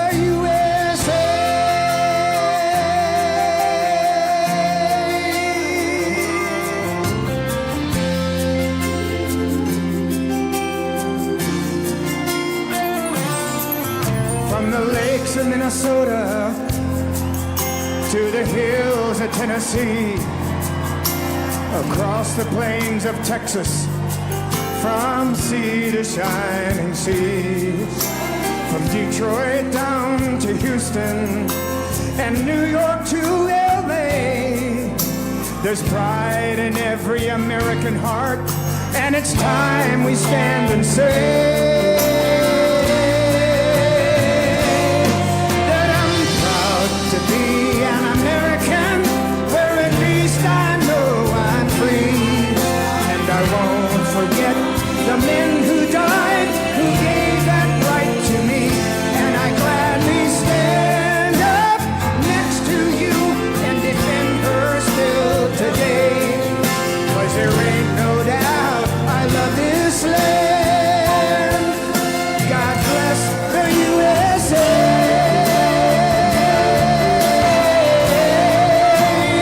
Sing it! That I'm proud to be an American, where at least I know I'm free. And I won't forget the men who died, who gave that right to me.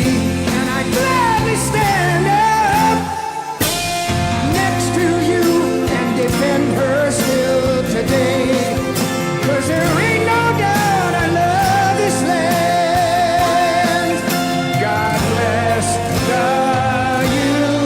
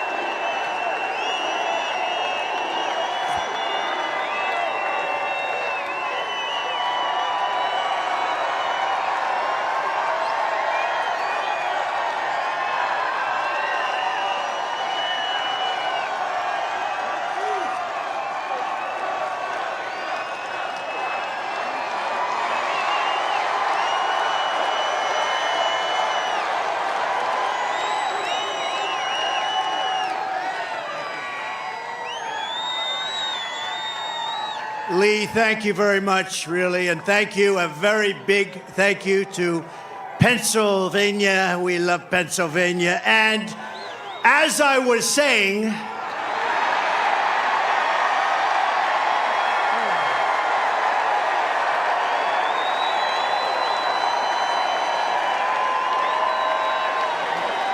oh, I love that. I love that chart. I love that graph. Isn't it a beautiful thing? But also beautiful because look at the number. That's the day I left office. It was the lowest Border Patrol, the lowest it's ever been. Illegal immigration. Today it's out of control. But I love it for other reasons, too. You know that. So thank you very much. And thank Lee and what Lee has done with that song. And it's such an honor to have it. I want to just let you know that tonight I return to Butler in the aftermath of tragedy and heartache to deliver a simple message to the people of Pennsylvania and to the people of America. Our movement to make America great again stands stronger, prouder, more united, more determined, and nearer to victory than ever before. We're going to make America great again. Going to win the election. Going to win the election. And to all Americans, whether you are Republican, Democrat, Independent, Conservative, or Liberal, or you have no label whatsoever, it makes no difference. Our movement, it belongs to you. It belongs to our country. It belongs to our country. And together, in just 1 month, we are going to usher in a new golden age of American security, prosperity, sovereignty, and freedom for our citizens of every race, religion, color, and creed. Exactly 12 weeks ago this evening on this very ground, a cold-blooded assassin aimed to silence me and to silence the greatest movement, MAGA, in the history of our country. MAGA. We love MAGA. For 16 harrowing seconds during the gunfire, time stopped as this vicious monster unleashed pure evil from his sniper's perch, not so far away. But by the hand of providence and the grace of God, that villain did not succeed in his goal, did not come close. He did not stop our movement. He did not break out our spirit. He did not shake our unyielding resolve to save America from evils of poverty, hatred, and destruction. Yet we are here this evening in record numbers. This is a big crowd. This is a big one. This is a big one. Not only to mark the triumph of American spirit, but over, and you know that this is really, truly, in the truest sense, spirit over evil and adversity, but also to pay tribute to some of the best and bravest we have ever known. This field is now a monument to the valor of our first responders, to the resilience of our fellow citizens, and to the sacrifice of a loving and devoted father, a really great man. You know that. Forever afterward,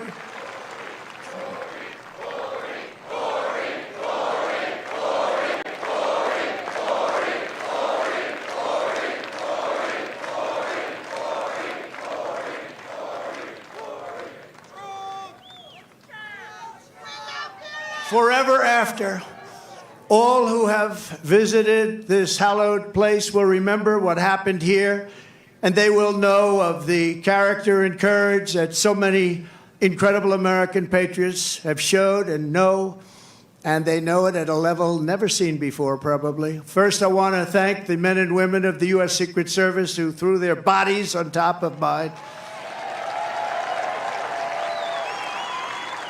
without even a thought for their own lives. They were on top of me so fast.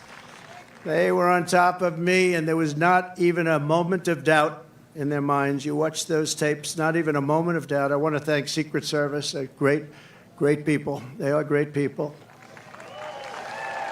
And in that moment, those agents displayed a devotion to duty that cannot be described, and they did it yet again less than 3 weeks ago when they really did a fantastic job. Another attempt. It was another attempt. We have an evil world. We have a very sick world. My gratitude to them is beyond measure. We also owe a tremendous debt, thanks to the Secret Service counter sniper and a local police sniper who returned fire within seconds and stopped the shooter quickly and saved many lives. If he didn't stop, he saved many lives. He had a lot of bullets, a lot of ammunition up there with him. And we are, just amazing when you think they did it so quickly without any knowledge of what was going on, boom. And had that not happened, it would have been a very different story. It would have been potentially many people. I also want to express our thanks to the Butler Township Police Department, incredible people. The Butler Sheriff's deputies, Pennsylvania State Police, and all of the other law enforcement heroes, as well as the emergency personnel and doctors, the medical teams at Butler Memorial Hospital, Allegheny General Hospital, who rushed me and rushed some of these very badly wounded people. They were wounded, a lot of badly wounded people, and in particular two people. And I tell you, they were very brave and great people. They were big Trump fans, and they still are. That means something. That was pretty amazing. You know, when I got up, I asked whether or not anybody was killed. I assumed that there would be a lot because I heard the bullets winging right over my head. They said probably 3. The doctors did such an incredible job. It was one great gentleman, but the other 2 have been amazing, actually. They've gone through it. They've gone through a lot.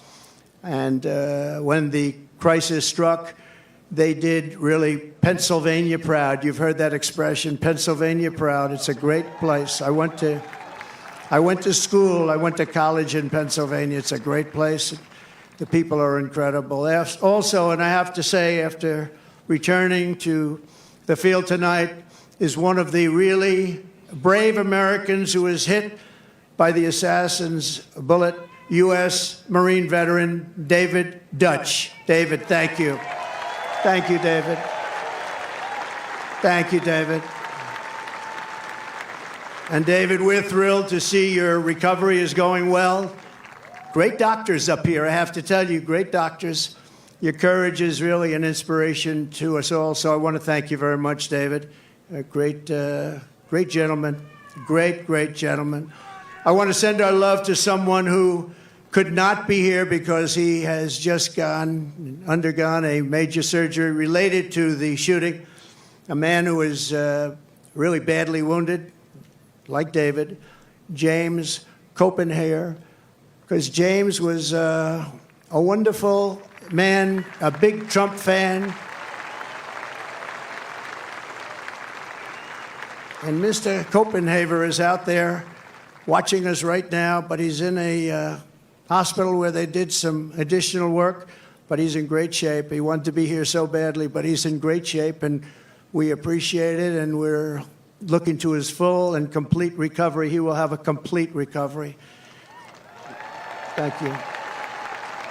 Thank you very much. And of course, there's one more hero who could not make it back here tonight because he is no longer with us, right? You know who that is, right? Corey, our beautiful Corey. Corey is not with us tonight, and he should be. And we all miss him. He's become somewhat of a folk hero, I have to tell you. Who is with us is his beautiful wife and daughters and relatives, sister.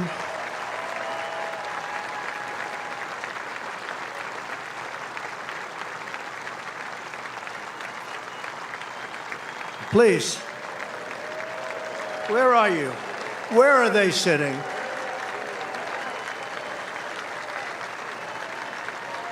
There they are. There's a lot of people.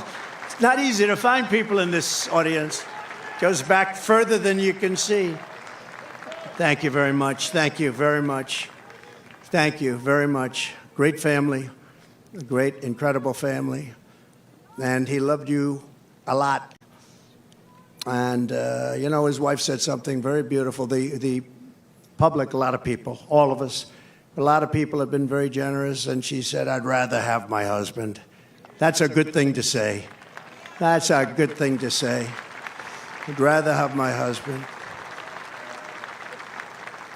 Corey Comparator was an incredible husband and father, a devout Christian, a veteran, and a proud former fire chief, very respected within the town. Everybody knew him. Few men volunteered to run into fires, but Corey was one of those who did. He ran into fires. I spoke to people that were with this guy would do anything. He was brave, right? Brave guy like you. And he was also a protector who put his life on the line for others, and he loved doing it. And when the sound of gunshots pierced the air on that July evening, Corey leapt into the fire one more time.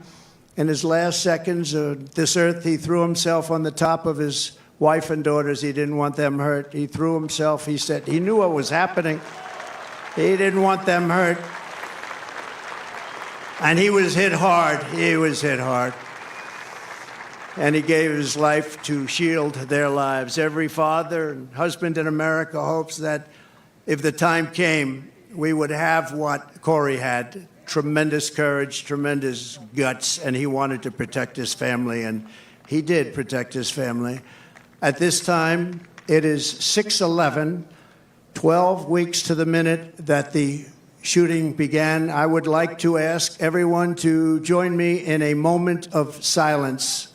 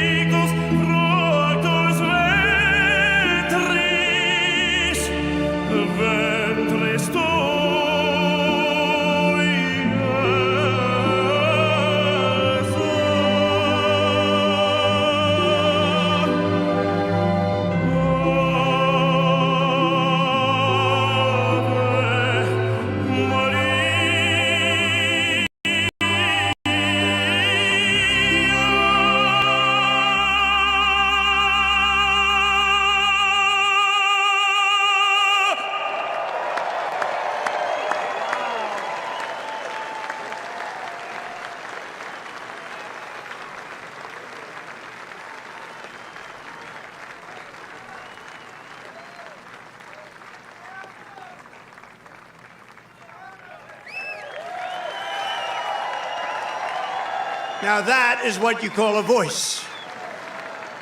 One of the greatest opera singers in the world, and Christopher Macchio, who is truly a great talent, is going to be back when I leave, and I'm going to stay backstage watching every song. He's going to sing 3 or 4 great songs, Nessa Dorma and others.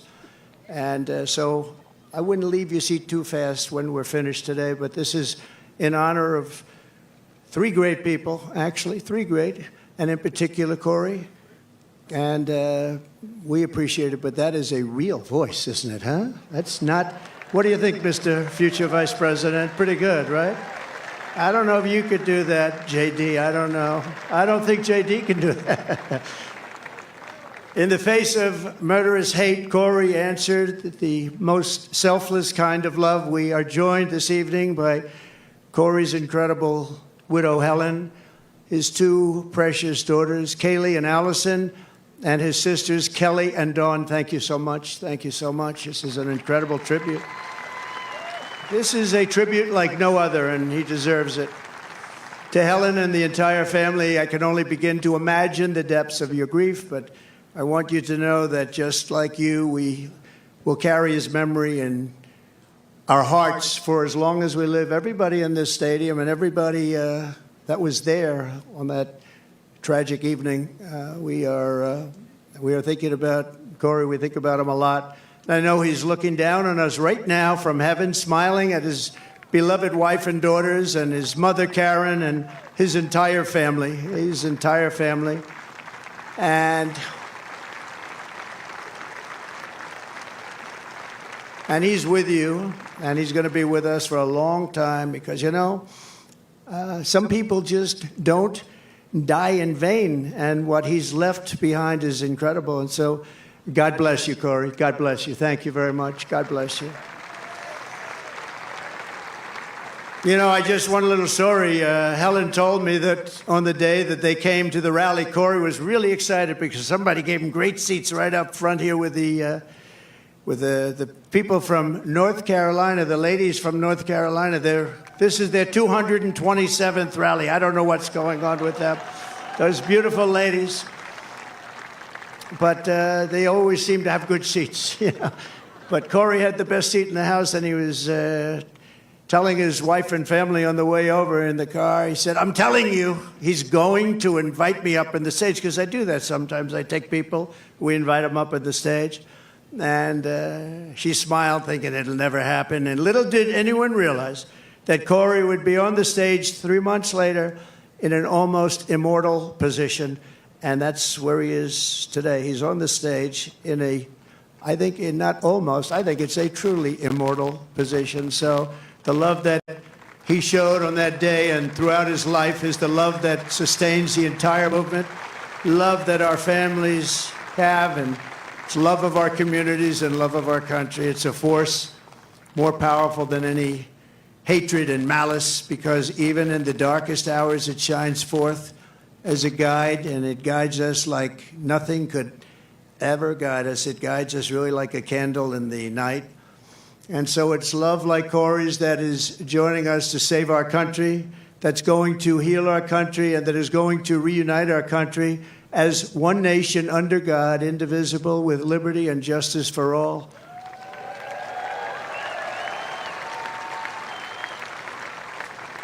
So what our opponents have never understood is that this movement has never been about me. It's always been about you. It's been about a lot of people, millions and millions of people, the biggest ever in the history of this country, maybe anywhere.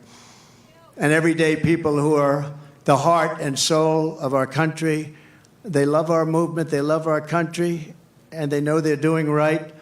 Your hopes are my hopes, your dreams are my dreams, and your future is what I am fighting for every single day.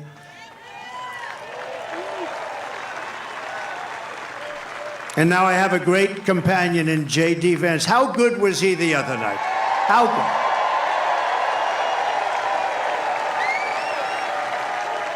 He was great.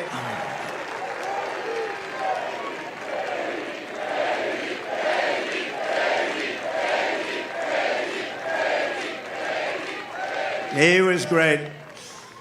But from the very beginning of this journey, I've been on a mission to rescue our country from a failed and very corrupt political establishment, very corrupt. We have to change it. We have to change it. We need also a very free and open press, and to give it back to the country you believe in and I believe in. It's a country that we were born in and the country that you deserve. You deserve this.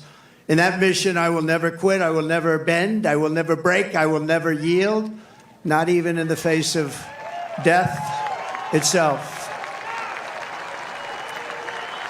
And I believe that every citizen deserves an America with a grand, very, very grand ambition, great opportunities, and limitless. We just want limitless potential. We want an America where you can get ahead and be proud of life and provide for your family in a really decent way, where we don't have crime. We have a fabulous military to protect us from evil. We have, everything has to be the best. We have to have the best schools. We have to have strong borders. We don't want bad people coming in and hurting us. We don't want to have open borders, do we? You deserve a government that protects and respects its own citizens, that defends your sovereignty, your security, and your dignity and your freedom. You deserve a nation that builds things, again, makes things better, that aims for the stars once more, and that once again commands respect. And we want to get respect like we had it 4 years ago. The entire world respected us. They respected us. They respected us more than they've ever respected us. And now they laugh at us. We can't have them laugh at us, can we? Above all, you deserve leadership in Washington that does not answer to the lobbyists, to the bureaucrats, or to the corrupt special interests, but answers only to you, the hardworking citizens of America, of which there are a lot of them. We have a lot of them. We have a lot of them. Over the past 8 years, those who want to stop us from achieving this future have slandered me, impeached me, indicted me, tried to throw me off the ballot, and who knows, maybe even tried to kill me. But I've never stopped fighting for you, and I never will. Never will. Never gonna stop.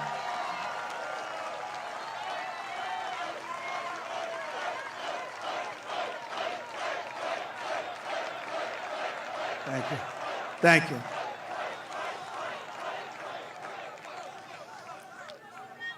And in turn, you have always stood with me. You have always stood with me, no matter what. You saw what was going on. You saw the hoaxes and the scams. You saw everything that went on. We are a team. We're a great team, I think. We're probably the best team ever in the history of our country, if you really think about it. We've fought together. We have endured together. We have pushed onward together.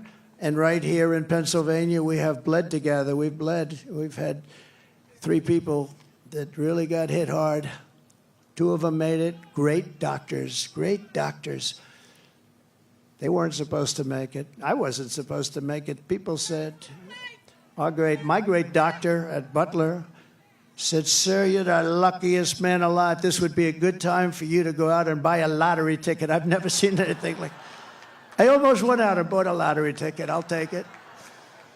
And 31 days from now, here in this great Commonwealth, and all across our land, we are going to win together. We are going to vote together. We're going to win the greatest election in the history of our country, maybe the greatest election all time.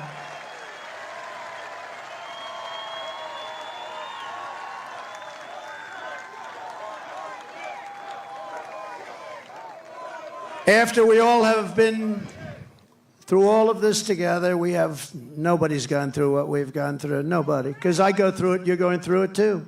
But there's never been anything like this. You know, I always say there's an enemy from within and there's an outside enemy. And if you're smart, the outside enemy is not going to be a problem. Russia, China, North Korea, we're not going to have a problem if you have a smart president. If you have not such a smart president, then it's a problem. But we have an enemy from within, which I think is much more dangerous than the outside enemy.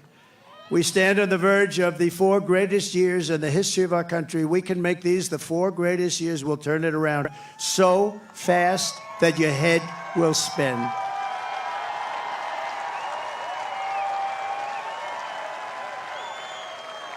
With victory on November 5th, we are going to redeem America's promise and unlock the extraordinary future that is just within our reach. It is now within our reach.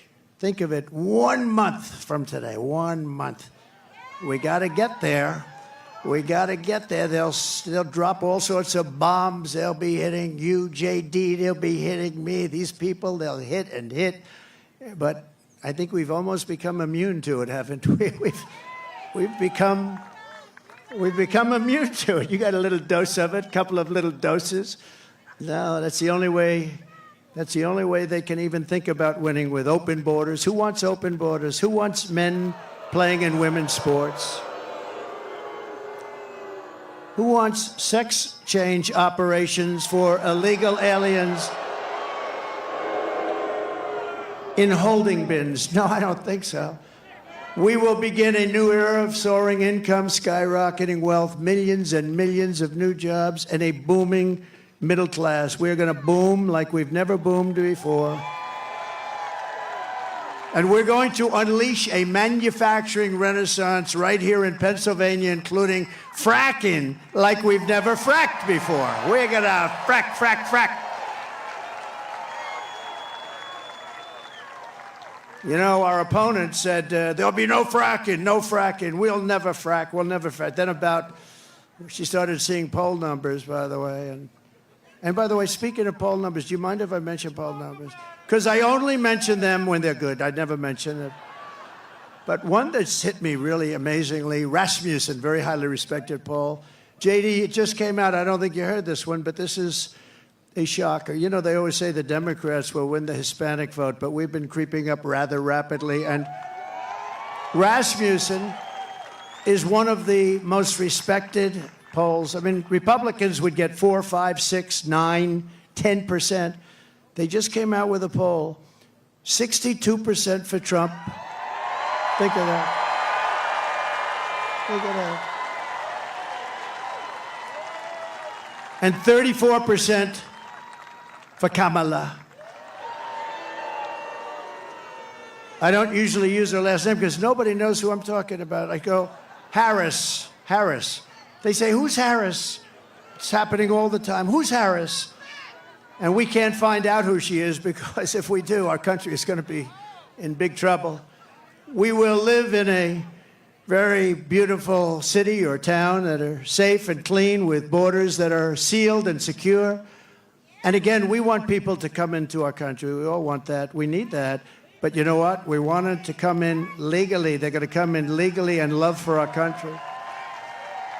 And America will once again be strong and confident and free. And we're going to have that. We're going to have it strong, confident, and free. That's why I'm here today. You know, I could right now be having a beautiful life. I don't have to be here. I could be on a gorgeous beach someplace. I have such nice property. I could be in Monte Carlo as an example, but I'd rather be in Butler with you. I'd rather be in Butler. And I think JD would rather be in Butler, JD.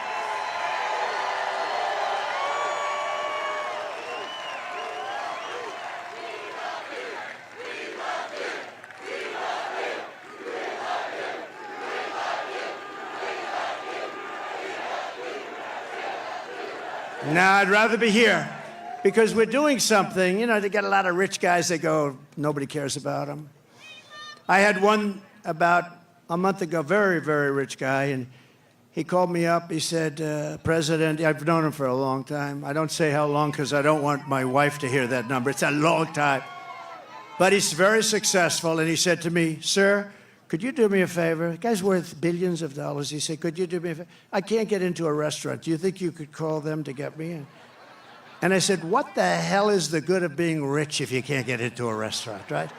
And I called the maitre d'. Hi, I'm a little embarrassed. Hi, this is Donald Trump. I recognize your voice.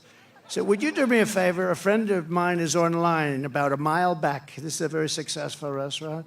And he's got his wife. I described the wife. Could you possibly go get them? Could you go get them and bring them in? And he did.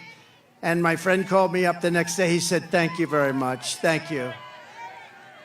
Oh, doctor, please. Doctor in the house. Thank you. Thank you. Thank you very much, doctor. Yeah, thank you.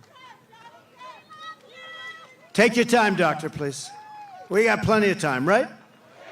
We got a lot of time.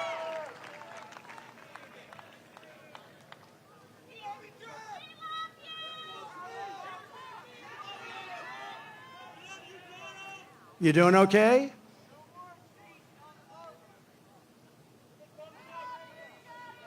Take your time. We've got to protect our people, right? Take your time.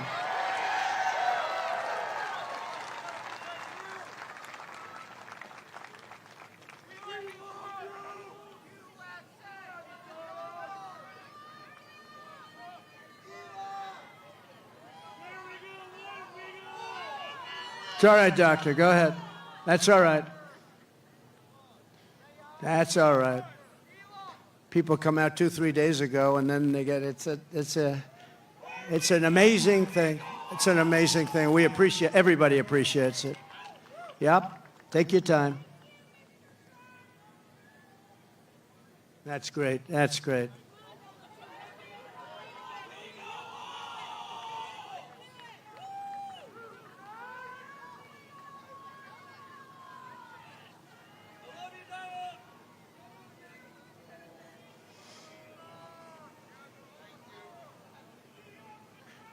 Do we have the greatest people in the world? We have the greatest people in the world. First responders, thank you very much.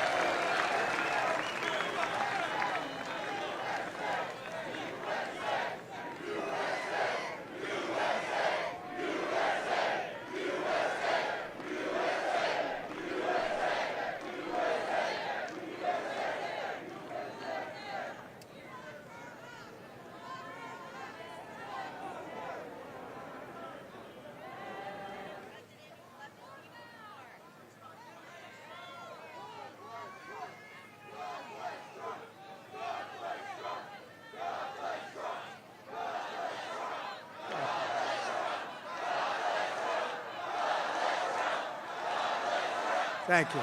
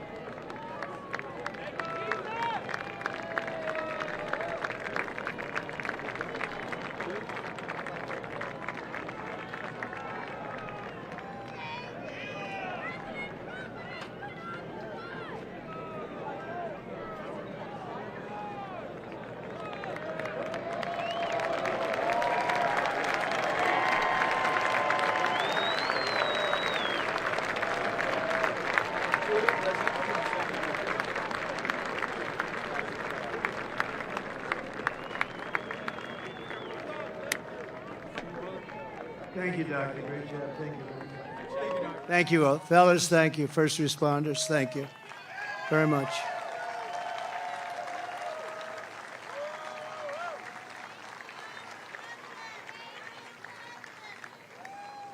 People are here for a long time, and we appreciate it very much. And so sometimes that happens. A lot of times that happens, actually. But she'll be great. You watch. So 12 weeks ago, we all took a bullet for America, and all we are all asking is that everyone goes out and votes. We got to win. We can't let this happen to our country. We can't take another 4 years like this. We won't have a country left. We're not going to have a country left.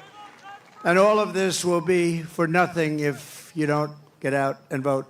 It will all be for nothing. We will have talked about it, and if we do it, it'll be the greatest achievement, I think, in the history of politics for all of us for this age. Because we're going to change our country around and fast. We're going to do things that nobody thought were possible. We're going to do them fast. So Pennsylvania, it's time to stand up for America and a time to save our country. This is really about saving our country. It's never been like this. When you look at the crime, look at the crime. Look at the people that are coming in, murderers. 13,099 murders let in over the last short period of time. Murderers that have been released from penitentiaries, prisons, jails, released into our country. Crime rates all over the world are down. They're taking their gang members and their criminals, they're taking their people in jail, and they're releasing them into our country. We can't have it. You know, we just can't have it. How do you get more simple than that? They're releasing murderers, they're releasing drug dealers, they're releasing gang members and criminals, human traffickers. Mostly they traffic in women, and they're releasing them all into our country, and they're emptying their jails, and their crime rates in Venezuela are way down because, you know, but it's not only in South America, it's all over the world, in Africa, the Congo. A lot of people coming out of the Congo in Africa. They're coming out from Asia. They're coming out from the Middle East, Yemen. They're coming out from Yemen. A lot of people coming out of Yemen. And they're known terrorists, and they just release them into our country from countries unknown also. They know nothing about the people. Oh, go right in. These people are crazy. And we have to win. We'll stop it immediately, and it will be a big deportation. We're going to deport these people. We're going to get them out of our country immediately, or we won't have a country. And if we win Pennsylvania, we will win the whole thing. The whole thing will be won. So for the sake of our families, for the sake of our children, we will keep on going. And as the expression goes, I mean, I'm a little embarrassed to say it, to be honest with you, but I'm going to say it because a lot of people do say it. We will fight, fight, fight. We're going to fight for our country. We're going to fight for our country. And together we will save this country, we will restore the republic, and America's future will be bigger, better, bolder, brighter, happier, stronger, freer and greater, and more united than ever before. Our country will be united. You'll watch, you'll watch. You know, we had the most successful country ever, maybe in the world, during my term. We had the greatest economy that we've ever had. And you know what was happening? We were uniting. The other side, radical left people were coming over. They wanted to meet. They were coming over. Women, men. If you look at population, our black population, our Hispanic population, our Asian population, everybody was doing better. People that went to the best schools and best colleges in the world got the highest marks, and people that couldn't get a high school degree, everybody was doing better, and our country was coming together. And then we got hit with COVID, a gift from China. Some people would call it the China virus. And we did a great job on that, too. We did a great job, but the world was disturbed. $60 trillion in damage worldwide, millions and millions of, tens of millions of people killed. And we still, during this 4-year period, we had the greatest economy, one of the great countries of the world. And we left with a stock market that was higher than it was just prior to COVID coming in.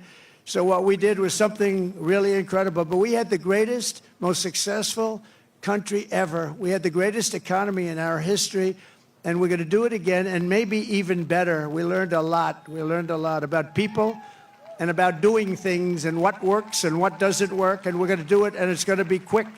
It's going to be quick. And we're going to have safe cities, and we're going to have great cities again, and we're going to have a capital in Washington, D.C., which is right now crime-ridden. You leave from the great Commonwealth of Pennsylvania, you go drive down to Washington, D.C., and you drive down and you end up getting murdered, you end up getting hurt, you get mugged. We are going to straighten out Washington, D.C. We're going to make it again the most beautiful capital in the world. We're not going to have graffiti. We're not going to have graffiti on our marble columns. We're not going to have roads that have potholes all over them and medians that are falling into the highways. We're going to run it properly.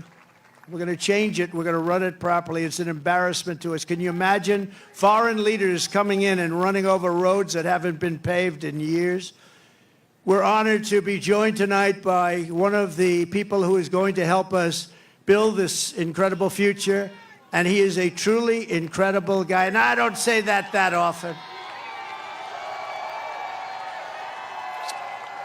He's a great gentleman. He's done such an unbelievable job for North Carolina, for Georgia, for Alabama, for Florida, for Tennessee.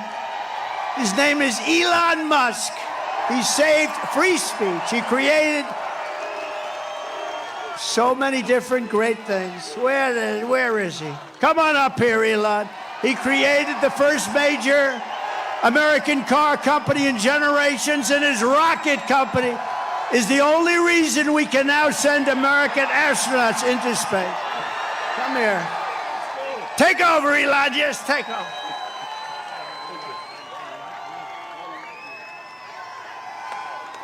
Hi, everyone.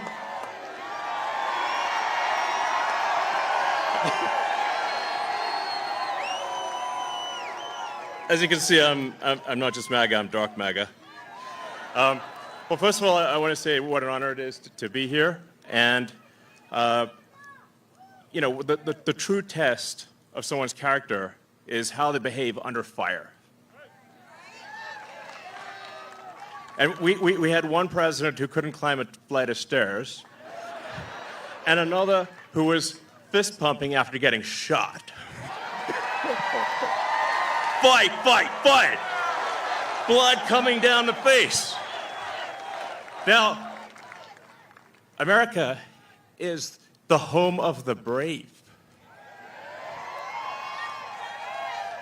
And there's no truer test than courage under fire. So who do you want representing America? Yeah, absolutely. And I think this election, I think it's the most important election of our lifetime. This is no ordinary election.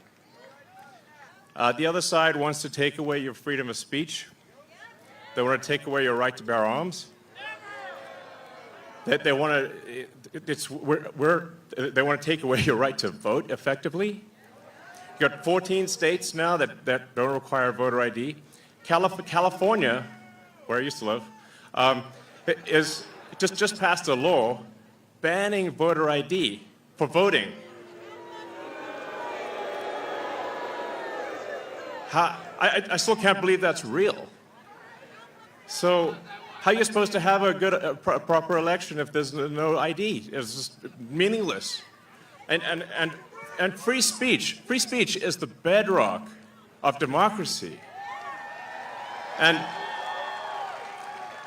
if people don't know what's going on, if they don't know the truth, how can you make an informed vote? You must have free speech in order to have democracy. That's why it's the First Amendment. And the Second Amendment is there to ensure that we have the First Amendment.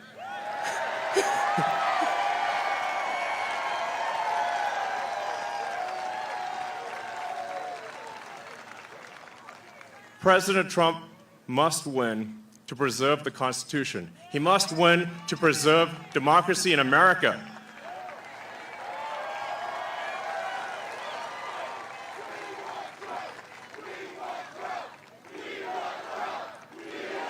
Yes.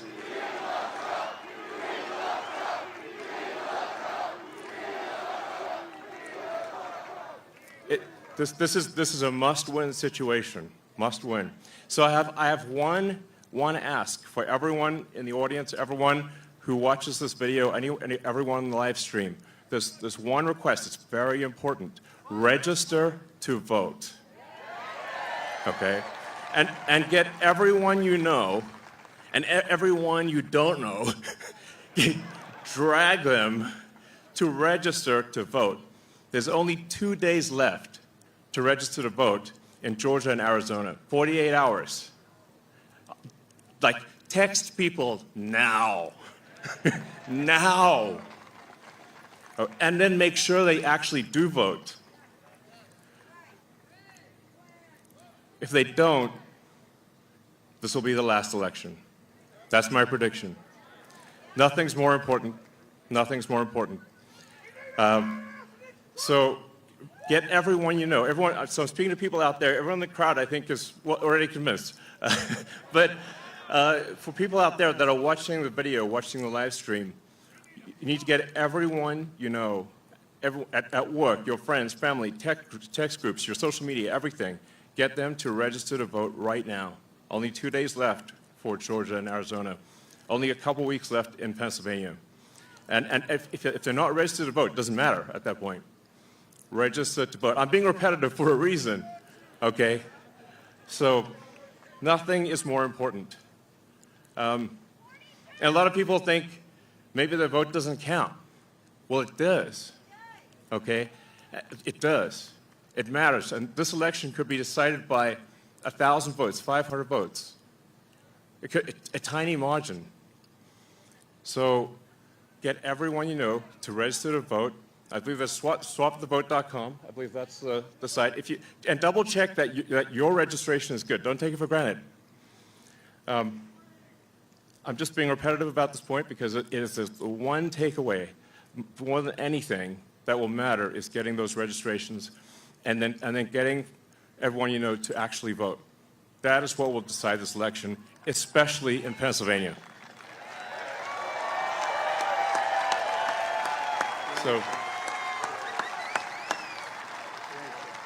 So thank you, and honestly, you want to just be a pest. Just be a pest to everyone you know, people on the street, everywhere. Vote, vote, vote. Fight, fight, fight. Vote, vote, vote. Thank you.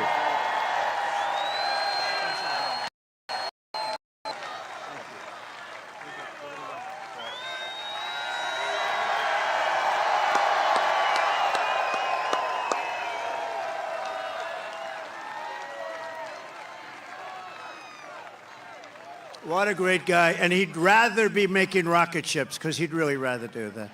Nobody better. I think he's got 90% of the rockets that go up. But Elon, thank you very much. Incredible, incredible. What he says is true. What he says is true. You know, we're all having fun here tonight, but if we don't register and if we don't vote, we're just going to look upon this as another sort of nice day in our life, but it won't even be a nice day. We're going to look back and we're going to say, wow, it's a lot of time, a lot of effort. We got to win. If we don't win, it's, as he said, it's just not important. We have to save our country, so you have to get out and vote. You got to get out and vote. You got to get your friends and vote because, you know, they play a lot of tricks, this particular other side. Elon's a very nice guy. He doesn't want to say it, but they play a lot of tricks. We can't let it happen. We can't let it happen again. We can't let it happen.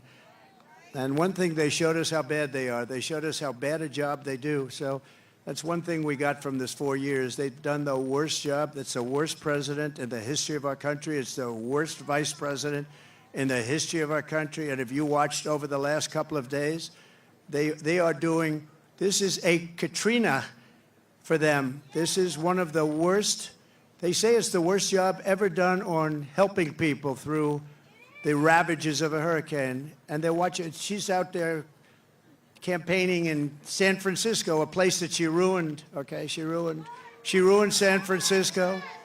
She ruined, think of this, she ruined San Francisco. She was the worst DA, and she ruined the state of California, and now she wants to ruin the United States of America. We can't let her do it. So I called Elon to tell him that they needed Starlink as an example. They couldn't get Starlink. I didn't know what Starlink was, I must tell you. Elon, I'm so embarrassed. I didn't know what the hell Starlink was. That's he loves Starlink. He can tell you every little screw that's needed, every wire. Me, I didn't know. But when I was in North Carolina and Georgia just the other day, yesterday to be exact, but they were saying we have tremendous communications, especially in North Carolina, and we have tremendous problems. We have no communication. The poles were ripped down, the wires were underwater, houses were destroyed, possibly 1,000 people, maybe more, will be, you know, there's 600 people missing. Missing is not good, because you know what missing means generally. That's really bad. And they had no communication. They had literally no communication with, they called it the mainland, because the water was so crazy. It was like they were in the middle of a lake, and they'd never seen anything like it. And they said, do you know somebody named Elon Musk? I said, yeah, I happen to know him a little bit. He just endorsed me, actually. Although he endorsed me a long time ago, but he still, to me, every day is a good endorsement from Elon. Nobody's smarter than Elon. And they said, could you do us a favor? Could you help us? We're trying to get Starlink, and it's very hard to get. Most people say you can't even get it. I called up Elon. I said, North Carolina's in big trouble. Georgia's in big trouble. They need communication. They have none because their poles have been knocked down and their wires are underwater and even dangerously underwater, but they have no communication. Elon, could you do something about Starlink, whatever the hell that is, Elon? whatever Starlink, that's all they want to hear is Starlink. And an amazing thing happened. I got a call from one of the top people in North Carolina. I got a call from another great person in Georgia. And I wasn't finished with my phone call yet. And they got word that Starlink would be delivered to the States. I said, no. And I said, what the hell is he? What kind of a system is that? Normally you'd have to hang up and he'd go and call people. He did it during the phone call. What kind of a system do you have? That's why he's a very advanced person. But I want to thank you, Elon, because I got it. And I said, how does it work? 2 days later, how does it work? They said, much better than the wires. So now I'm saying, why the hell aren't they? You're going to come out very well anyway. And you know, he also said, you don't have to pay me. You pay me someday when you get the money back. You don't have to pay me. He wanted nothing. He's a great guy. Thank you, Elon, for being here. Thank you very much. Great honor. Great honor.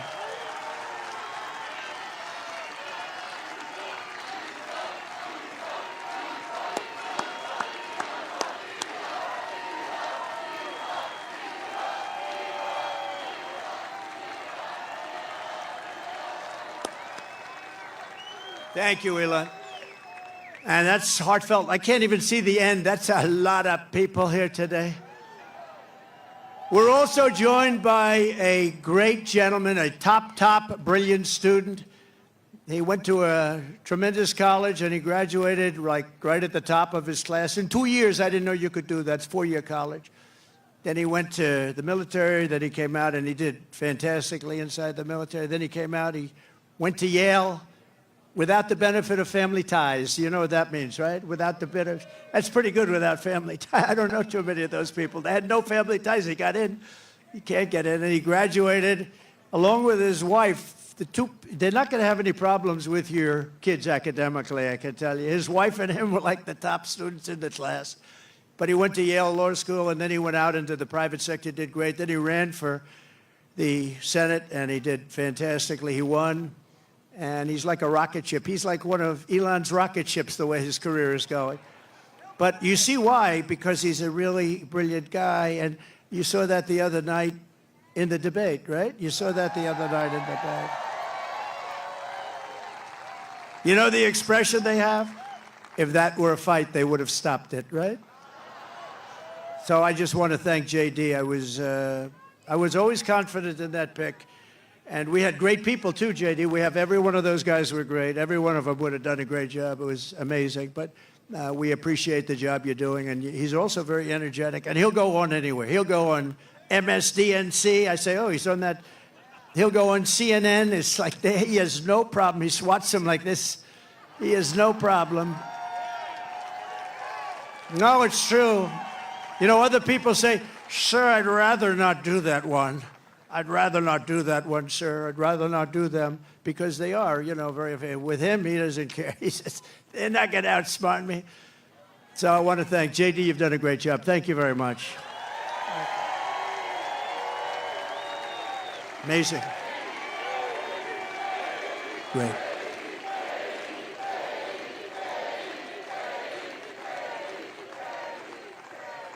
We have a lot of senators and a lot of people from Congress. I'm going to introduce a few of them that are really outstanding, and they are warriors and they're great patriots. Senator Eric Schmidt. Where's Eric Schmidt? He's around here someplace. Nice, tall, handsome guy. Thank you, Eric. What a great job you've done. He helps us so much with the Senate, and we've got a great Senate. We have to get couple of more senators elected. I think it's going to happen, too. I think it's going to happen. We have members of Congress here. Dan Muser. Dan, where's Dan? Great job. Real warrior. These are warriors. Guy Reschenthaler. That's the hardest name in the Senate to pronounce, but I've learned how to pronounce it. Guy, thank you very much. Great. Where's Guy? Guy, thank you very much, Guy. Glenn G.T. Thompson. Fantastic guy. Thanks, Glenn. Great job. John Joyce. Thank you, John. Great. Corey Mills. He's out there fighting, too. He's out there. He is out there in North Carolina, Georgia. He's out there helping people. Mike Waltz, who's a tremendous national security asset. Thank you, Mike. Thank you, Mike. Okay, and a man who was my doctor, I got to know him as a doctor in the White House, right? And then before that, he was actually an admiral, and then he went to the White House. He was a great admiral. He was a great doctor. And I love him for one reason. They asked him in the White House, the press, the fake news media said, who is the most? He was the doctor for Obama, Bush, and Trump. That's pretty good, right? White House doctor for the three of us. He said, the press, who is the healthiest of the three? He said, definitely it's Donald Trump. There's not even a contest. And I love that guy. When he said that, JD, when he said that, I said, I like this guy. So then he said, you know, sir, he was leaving the White House. He said, you know, I'd love to run for Congress. And he ran against 28 people. They were all running for the Republican primary because whoever won that primary is going to win. I think it's a Trump plus 48. Whoever wins gets 48-point start. And not only did he win, he won easily. And now he's one of the most popular people in Congress and one of the most talented, maybe more importantly. Ronnie Jackson. Ronnie? Where's Ronnie? Where is he? Oh, good. Thank you, Ronnie. And you got a lot of talent surrounding you there. I think it's very important also. We're here for a reason, and that's to win and to honor Corey. But Corey wants us to win, too. And there's a man in the audience that's been very much a career path, a little bit like JD, a great student, great talented student, and fantastic in the military, then went out to be a tremendous success, one of the most successful people on Wall Street, actually. And he's tough and he's smart, and he's going to make sure you always have fracking in Pennsylvania. And he's going to make sure you have many other things other than fracking. You have a senator that now does nothing. He does nothing. And he doesn't fight for you. He votes with Biden, if you can believe it, like 100% of the time. But this guy, and you know, we're lucky that he does it. I don't know. He might not have done it if he had it to do again. I don't know.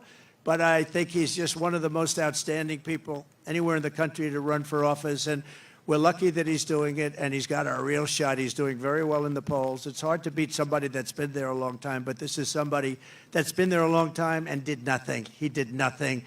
And his name is David McCormick, and he's great, and I hope he's going to be your next senator.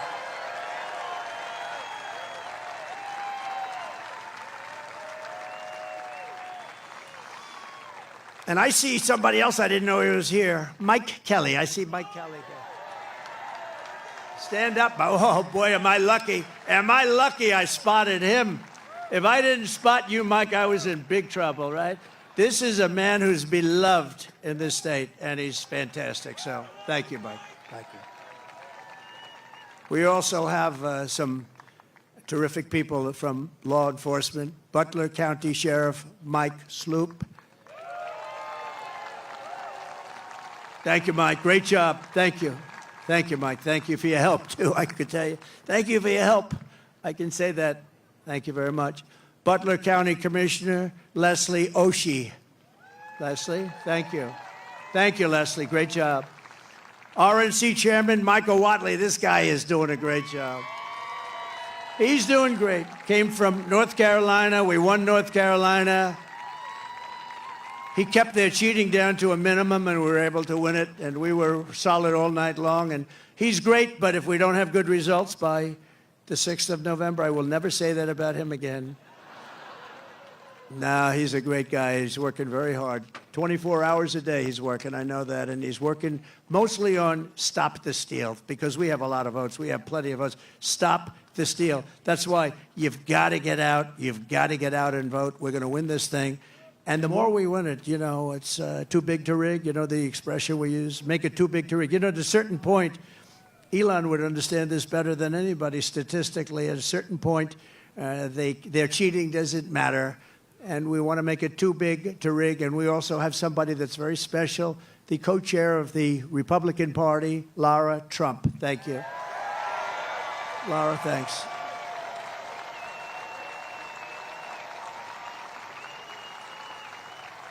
And, you know, oftentimes with families, they say, oh, you know, why did you put that one in or this one in, and all the different people. So many people have problems with that. In her case, everyone said, how the hell did you get her to do it? She has been unbelievable, so thank you very much. Comes from North Carolina, and I have a feeling she's going to be spending some time down there a little bit. And she's married to my wonderful son, Eric, who's right here. So, Eric, please stand up.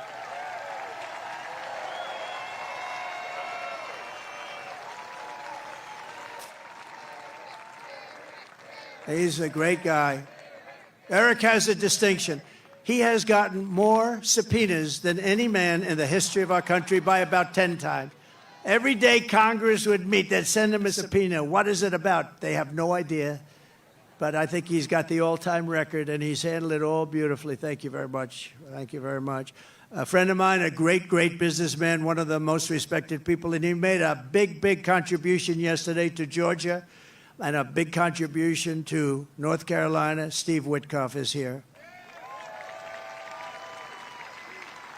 Hi, Steve. Thanks.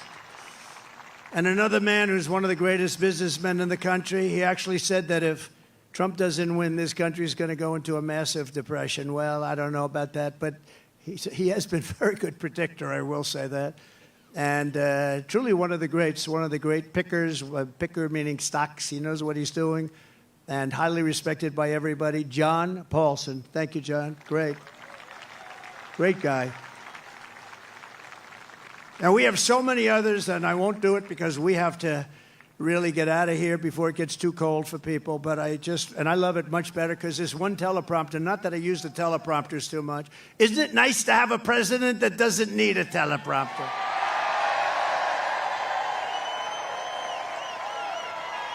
No, we don't need it. But this one was right smack in the sun. Great job back there, fellas. They said the teleprompters are working fine. Well, thank goodness. Did you see what happened the other day with the teleprompter with her? That was not a pretty sight. The teleprompter went off and she went off too. She didn't know what the hell happened. And you know, teleprompters are very dangerous because they go off a lot. You have to be prepared for them to go off cold blank. You'll have 100,000 people. You have 75,000 people. You have this. And if the teleprompter goes off, you got to be able to move. She did not move well. This was not a good situation. But three more heroes from July 13th who rendered first aid to Corey incredibly. Dr. Jim Sweetland. Rico Elmore, who was unbelievable. Rico, you were unbelievable. He ran over, National Guard, he ran over and grabbed Corey, and Corey was still living, and he was doing mouth-to-mouth resuscitation on a man who was really in bad shape like nobody's ever seen, and his family appreciates it, and I do too. So thank you, Rico, very much. Right? Amazing, amazing, amazing the people that we have. And you learn about them under times like this. That's when you really learn. So we're going to be seeing Rico again. And Ed Shear, fantastic job. Thank you, Ed. We appreciate it. Thank you, Ed. Thank you. Thank you very much, Ed. Great job. In addition, this evening we have to send our prayers and support to all the families affected by Hurricane Helene. This has been the worst hurricane response by a president and vice president since Katrina, and this is simply not acceptable. Those people, I was there yesterday with North Carolina and Georgia, and I'll tell you, and by the way, the governor of Georgia is doing an excellent job, but we have other people that aren't doing a good job, and we have to have them do a good job. But the federal government is doing a very bad job. They are not doing the job, and we have death and destruction that we haven't seen maybe ever. It's a real bad one, and they have to get people there because they don't have people there. They don't have the people. Kamala wined and dined in San Francisco, and all of the people in North Carolina, no helicopters, no rescue. It's just what's happened there is very bad. They're offering them $750 to people whose homes have been washed away. And yet we send tens of billions of dollars to foreign countries that most people have never heard of. They're offering them $750. They've been destroyed. These people have been destroyed. The one young lady washed, you saw that with her son. I mean, pretty, I wish I never saw it, but just washed away. His son was washed away with the grandparents, and so sad. and they're giving them $750. And think of it, we give foreign countries hundreds of billions of dollars, and we're handing North Carolina $750. If you want a president who won't even try to save you when the floodwaters are rising, vote for Kamala. She's not the right person. Look, you know what? If they did a good job, I wouldn't have run. To be honest with you, I didn't need to do this. I didn't need to. If I thought they were doing an even modestly good job, I wouldn't have run. But I saw right from the beginning, grossly incompetent, and I was right about that, and I decided to run. And we're doing really well. I was telling you about polls. We're way up in some polls. We're up in other polls. And with the swing states, I think most of them have us up in every single swing state, including the great commonwealth of a place called Pennsylvania. And don't ever not call it a commonwealth, because I've seen people call it a state, and that's the end of them. That's practically the end of their political career. You got to be very careful with Pennsylvania. It's that commonwealth. I haven't made that mistake. I don't want to either. It was not a pretty picture. If you want a president who will stop at nothing to protect you and your family, I hope you're going to vote for a gentleman named Donald J. Trump. Have you heard of him? Together we will rebuild Western North Carolina, rural Georgia, and every other state that's been so badly affected. That includes Alabama. Virginia was very hit hard. South Carolina was hit very hard. Florida. So many states. Tennessee was hit really hard. They were all hit, and we're going to work with them. And, you know, the next president is going to be the one that really, once they got to get this done. But once that happens, the next president is going to be the one that has to really help them. And J.D. will be there to help them. I know that. 2024 is the most important election in the history of our country. And here are the facts. My opponent, Kamala Harris, is the most incompetent and far-left nominee ever to run for president. You know, she's much further left than crazy Bernie Sanders. You know that. She wants to open borders. She took the most secure border in U.S. history and turned it into the worst border in the history of the world. Remember, she was appointed border czar. She says she wasn't now after 3 years, but she was. But whether she was or not, she was in charge of the border. And the other day I saw her get up and say, we will do this, we will do that. Why didn't they do it 4 years ago? Why didn't they do it? The damage is so bad, and so it's been done. She let in 21 million illegal aliens from all over the world, from prisons and jails and mental institutions and insane asylums, and they're terrorists at record levels, at levels we've never seen before. She cost you $29,000 a family through inflation price hikes, and now she wants a larger tax hike. She wants to go the largest tax hike in American history. There's never been a tax hike like what she's proposing. She's going to raise your taxes a minimum of $3,000. She's a big taxer. And she was the original creator of Defund the Police. I think for all the sheriffs over here, if you're a partner in Defund the Police for even 2 days, you cannot be president. But she was one of the founders of Defund the Police, and she still believes that, by the way. I don't know how anybody could, but she still believes that. And if she ever had a chance, there's a good possibility she'd go back to it. Can you imagine? Somebody's robbing our house. Well, there's nothing we can do about it. That's what they say. There's nothing. You know, they tried it. And you know where they tried it? In Minnesota with our vice president. And it wasn't working out too well. It was working out very well for the robbers and the criminals. That's the only one it was working out well for. Kamala Harris vowed to abolish ICE. She wants mass amnesty and citizenship for illegals. And worst of all, she lost, and this is maybe the worst thing in the whole, that nobody talks, the fake news won't mention it. She lost more than 325,000 migrant children that are now dead in slavery or just plain missing, probably never to be seen again, never to see their parents again. But this isn't like, this is 325,000 have been lost. She praised the idea of a 70% to an 80% tax rate. She imposed a natural gas export ban on Pennsylvania, which is killing your energy workers and your pricing. You know, you have one of the highest energy costs in the country, and yet you're sitting on top of a massive amount of energy that she doesn't want to get. It's been a disaster for your state, and now she's vowed repeatedly. Now, all of a sudden, she changed her mind. But when, you know, with politicians, it's always the first statement that comes out to be the one they want. So she spent 14 years knocking fracking. We're never going to have fracking. We're not going to frack. All of a sudden, a little while ago, she came out, I love fracking very much.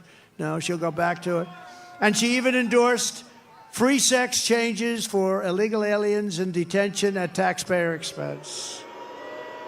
I don't think Elon likes that idea. These are not ideas that Elon Musk likes too much. And it was just announced yesterday in California, and she took this one from me. I'm so upset. But think of it, that the far less than average governor, Gavin Newsom, has banned any and all ID requirements from voting and registering to vote. You're not even allowed to mention the fact, Elon, you're not allowed to mention the fact. You can't say, may I see your ID? If you do, it's a criminal act. This is a takeover of the country. You're not allowed to ask for an ID. If you do, it's a criminal count.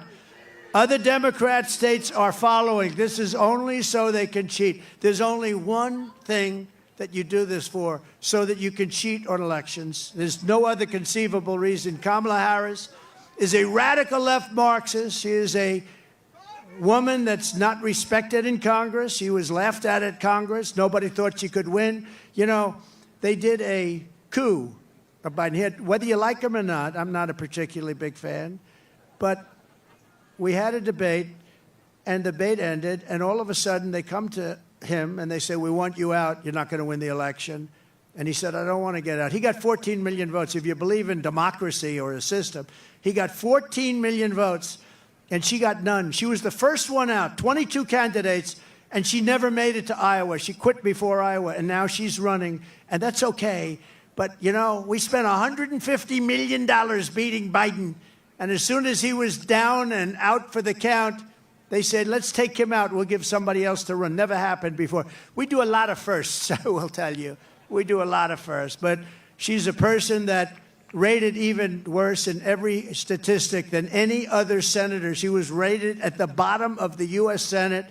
She's destroyed everything she touched, but the good news is that we have a plan to fix it. We're going to fix it. We're going to fix it fast. Nobody is going to stand for open borders. Nobody is going to stand for a bad military. Nobody is going to stand for education that's not proper. We're moving education back to the states. You're going to be running your own education. So we have, you know, in education, so important is what's more important than education, but we rank at the bottom of every list. They rank 40 major countries. We're at the bottom, but we're top of the list as the cost per pupil. We spend more per pupil, per student, than any other country anywhere in the world. So we're number one in that, and we're number 38, 39, or 40 every single time. And you have Denmark, you have Sweden, you have Norway, you have China. It's always the top five. Can you believe it? China's the top five. That's amazing. But we're going to move our education back to the states. So places like Indiana and Iowa and Idaho and states that you don't even hear too much of because they're so good and so well run, they're going to run their own education. And you know what's going to come out of that? A Denmark, a Norway, a Sweden, maybe, I don't even know, China. Can you imagine China with 1.4 billion people is a top five, and we're close to 40. We are 40 sometimes. Starting on day one, I will seal the border and stop the migrant invasion into our country. We will begin the largest deportation operation in the history of the United States. Dwight Eisenhower right now has that record. It's not, and by the way, it's not something I want to do. I dread having to do it, but we have no choice. What they've done to our country is not even believable, especially the criminals, the criminal element that's in our country. And again, all over the world, crime rates are down because they've taken their criminals and they've dumped them into the United States. And you know what? I would have been worse than them. I would have had it done even faster. They've dumped them into the United States of America, and that's what we have. And it's dangerous out there. We're getting them out. We're getting them out. quickly. And we will defeat inflation, and we will make America affordable again. And it's going to start with liquid gold. We have more liquid gold, oil, and gas under our feet than any nation in the world, including Saudi Arabia and Russia. We will become energy independent like we were just 4 years ago. You know, 4 years ago, we were energy independent. Can you believe it? And then we were going to become energy dominant. We will be dominant within a matter of months, and we will make so much money. We are going to drill, baby, drill. And we will again open ANWR. Ronald Reagan tried to do it. Every single president from before Reagan tried to do it, and I got it done. ANWR is the largest drilling site anywhere in the world. It could be larger than Saudi Arabia, could be larger than Russia. It's in Alaska. And I got it done, and we worked to get it done. And one of the first things he did was terminate ANWR, and that was going to take care of all of Asia. That was going to make us so much money. We would have paid off debt. You would have gotten, I gave you the biggest tax reduction in history. You would have gotten even a bigger one. You were going to be just very happy. You were going to say, I like that guy very much. 20 million Americans are behind on their electric bills right now. It was just announced. 20 million Americans, they're struggling to pay their monthly bills at a record rate. There's never been anything like it. And it's all because of their anti-U.S. energy regime, which has caused Pennsylvania electricity prices to raise almost 50%. We will cut energy and electricity prices in half within 12 months. We will have your energy prices, your air conditioning, heating, cars if you buy a Tesla, which is good. Which good. We will have your energy prices cut in half. It'll be cut in half within a period of 1 year from January 20th, which is the day we take office. And that's going to save you a lot of money. And that's going to, in turn, bring down the prices of everything. Because, you know, more than anything else, people tell me about the groceries. The groceries are groceries. They use and what they're talking about is food. Everything's going to be coming down when we do that. We're also going to get your interest rates way down. We will bring automobile manufacturing back to the United States at levels never seen before, and we will turn the United States into a manufacturing superpower again. It hasn't been there in many, many years.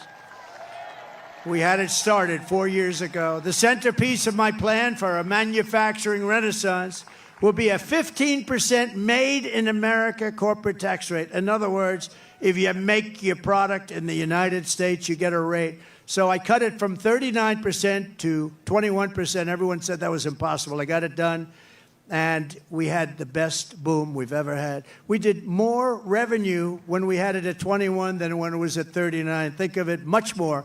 The following year, we did much more. And then I'm going to take it from 21 to 15, which will make us the most competitive country in the world. Nobody will be able to compete with us. But that 15 rate only goes for those who make their product in America. They have to make their product here, otherwise they pay 21.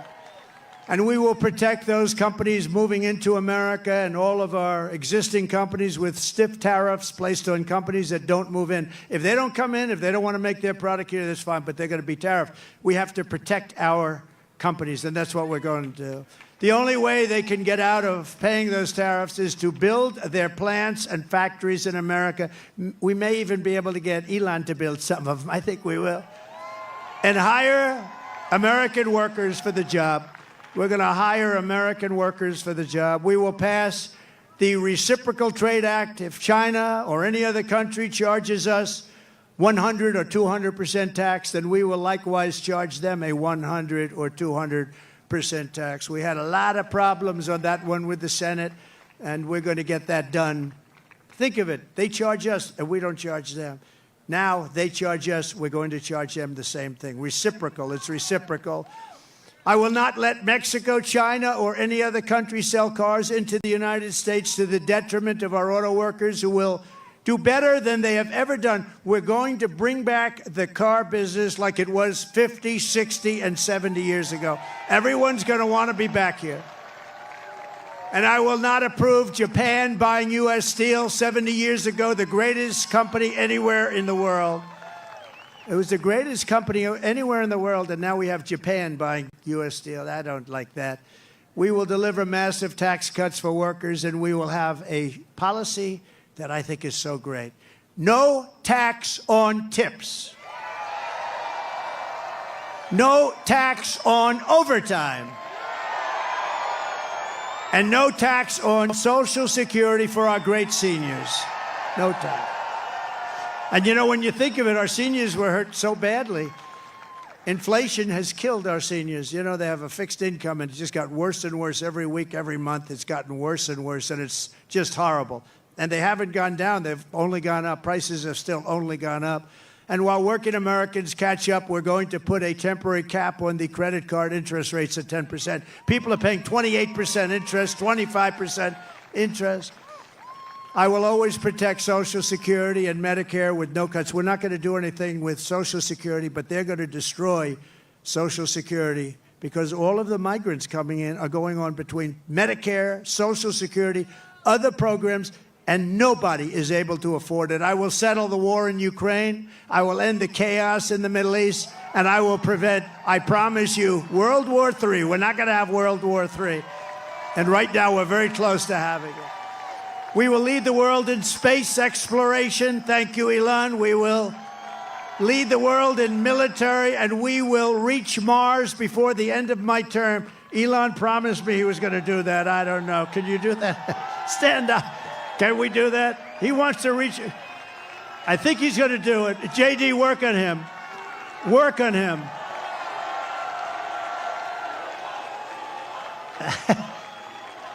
Work on him. JD is working on Elon. Now, he told me that we're going to win, and he's going to reach Mars by the end of our term, which is a big thing. Before China, before anybody, right? And my money's on that guy right there. We will rebuild our cities, including Washington, D.C., making them safe, clean, and beautiful again. And we will keep the U.S. dollar as the world's reserve currency. It's losing right now. It's losing right now, but I'll be able to do it. Other people won't. I'll tell these countries as they leave us I say, you want to do business in the United States? You're going back into the reserve currency. And if you don't, we're going to charge you a big, fat, beautiful tax to do business in the United States. And they're going to say, I would love very much to go back into the U.S. reserve currency. No, we're going to save it. But these people aren't going to save it. They don't know how to talk. They don't know how to think.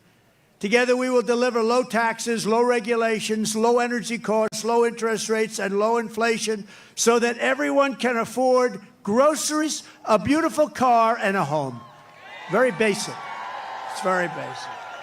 We will stop the invasion, end migrant crime, strengthen our military, build a missile defense shield around our country, keep critical race theory and transgender insanity. We're going to keep it the hell out of our school. We're going to keep that insanity out of our school.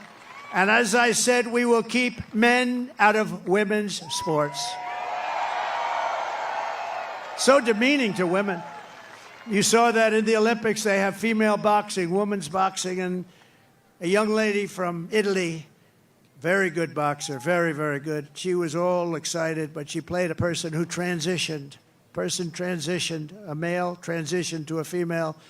And the young girl from Italy, beautiful young woman. I'm not allowed to say that anymore politically, but I'll say it. She was a beautiful young woman. If you say that, that's the end of your career, right? But it's not. If it is, so be it, okay? We've got to get back to real life.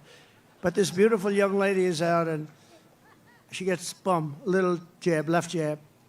And she goes back, oh, my God, I've never been hit like that. This is just like a defensive. Then he goes, the corner say, you can take her. You can. So they push her out. Boom, another one. And she says, that's enough. I can't do it. I can't take it. I've never seen anything like. So we had two people that transitioned. Both people, shockingly, won the gold medal in their division. So it's crazy. And if you look at weightlifting contests, they're the best of all. For years and years and years they put an eighth of a pound on one side of the barbell, an eighth of a pound on the other, and they can't do it. And the record standing for 18 years, they just can't do it. And then a guy comes along who never lifted before. And he puts 100 pounds on and he goes like this, like it's nothing. It's so demeaning to women. We're not going to allow it to happen. It's ending.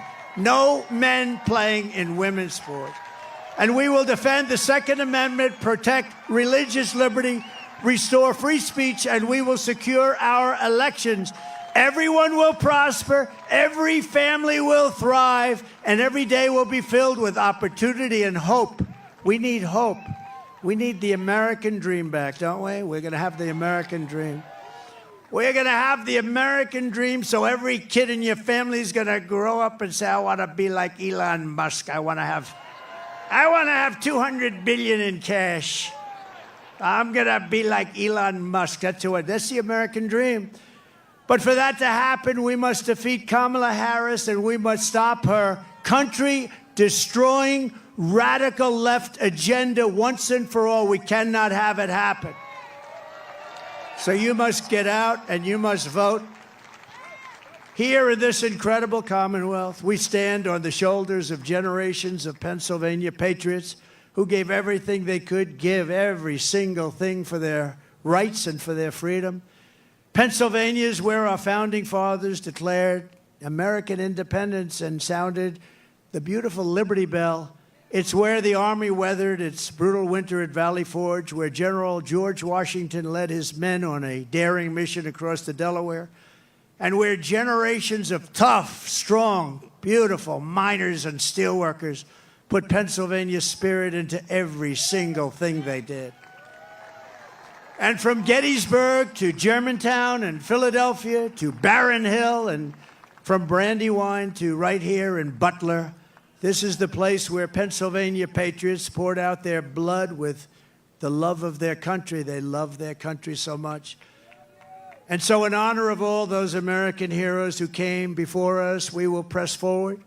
We will push onward, and together we will win, win, win. We're going to win, win, win. Nothing will sway us, nothing will slow us, and no one will ever stop us, no matter what dangers come our way, no matter what obstacles we must face. We will keep striving toward our magnificent American future. We will not fail. We will not allow ourselves to fail. From this day forward, we will always put America first, and we will take back and save the United States. November 5th, Election Day, will be the most important day in the history of our country. And together with the great people of Pennsylvania, we will make America powerful again. We will make America wealthy again. We will make America healthy again. We will make America strong again. We will make America proud again. We will make America safe again. And we will make America great again. Thank you, Pennsylvania. God bless you. God bless you, Pennsylvania.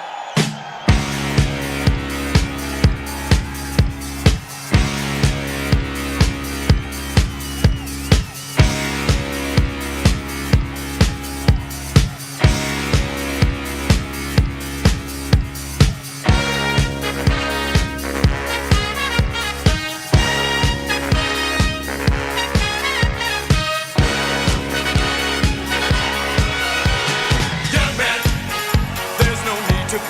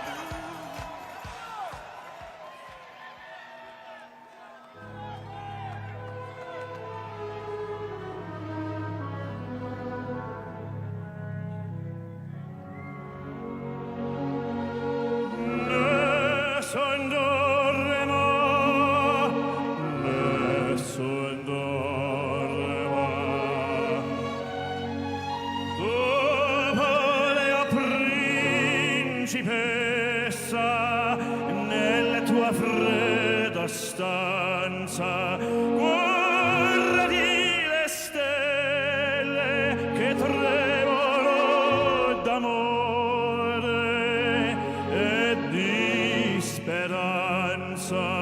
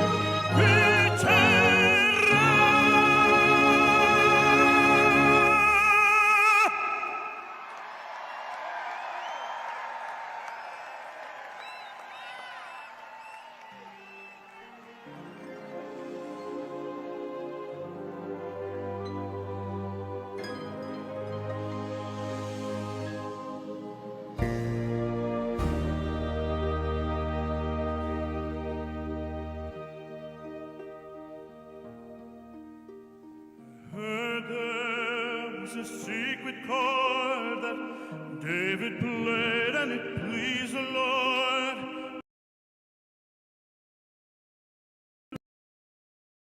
Hallelujah. Goes like this, the fourth, the fifth, the minor fall, the major lift, the baffled king composing hallelujah.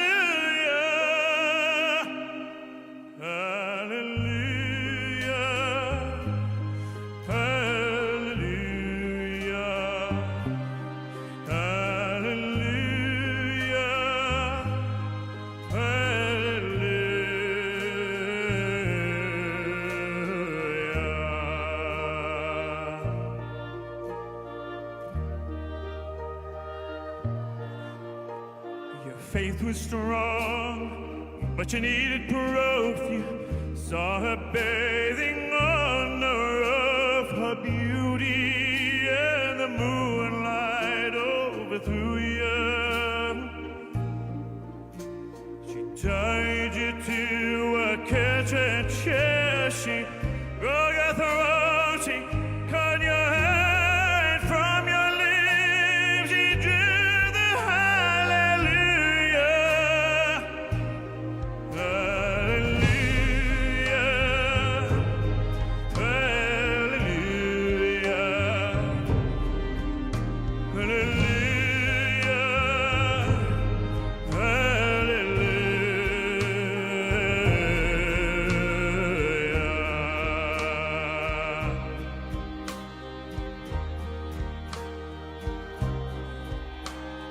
Baby, I've been here before. I've seen this room and I walked this floor. I used to live alone before I knew you. I've seen your flag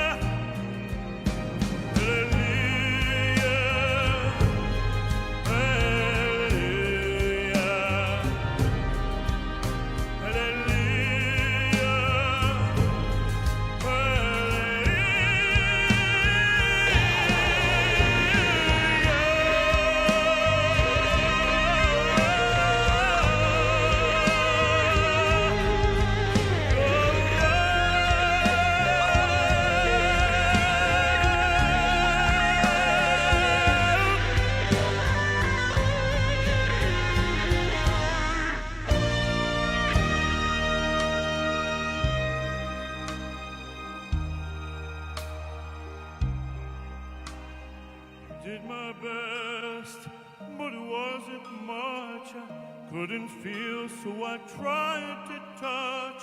I told the truth, I didn't come to fool you. And even though it all went wrong, I stand before the Lord I've sung with nothing on my tongue but hallelujah. Hallelujah. Hallelujah. Hallelujah.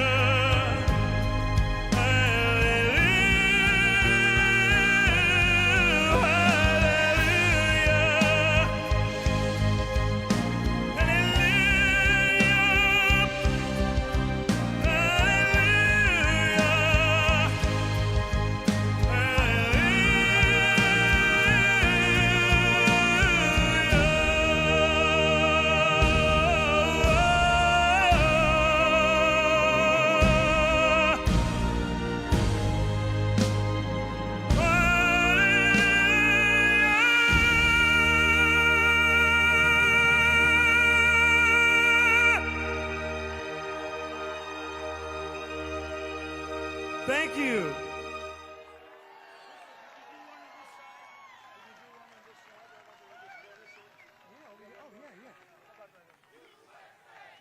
USA!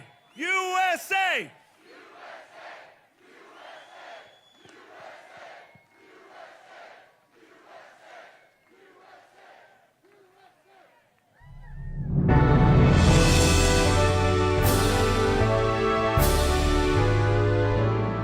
Oh, beautiful for spacious skies, for amber waves of grain, for purple mountains of majesty, above the fruited plain.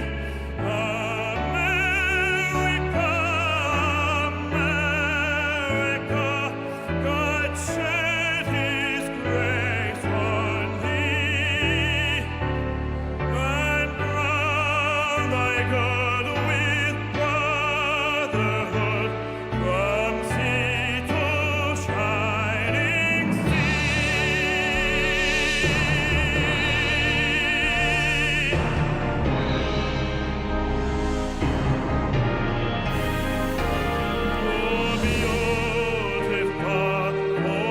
patriot dreams that see beyond the years. Thine alabaster cities gleam, undimmed by human tears. America, America, God shed His grace on thee, and crown thy God with brotherhood from sea to shining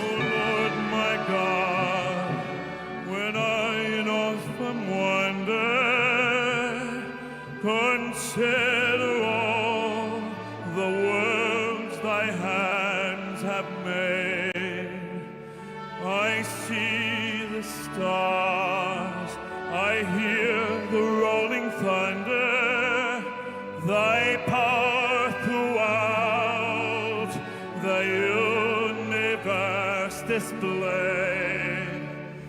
Then sings my soul.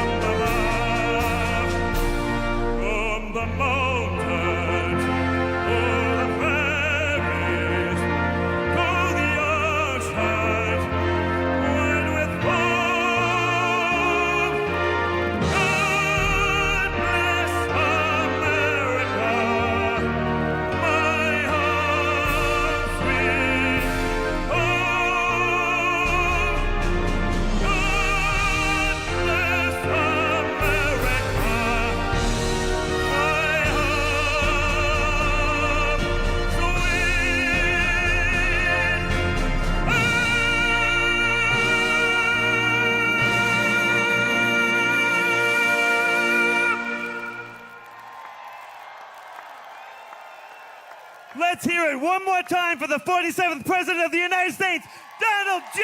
Trump.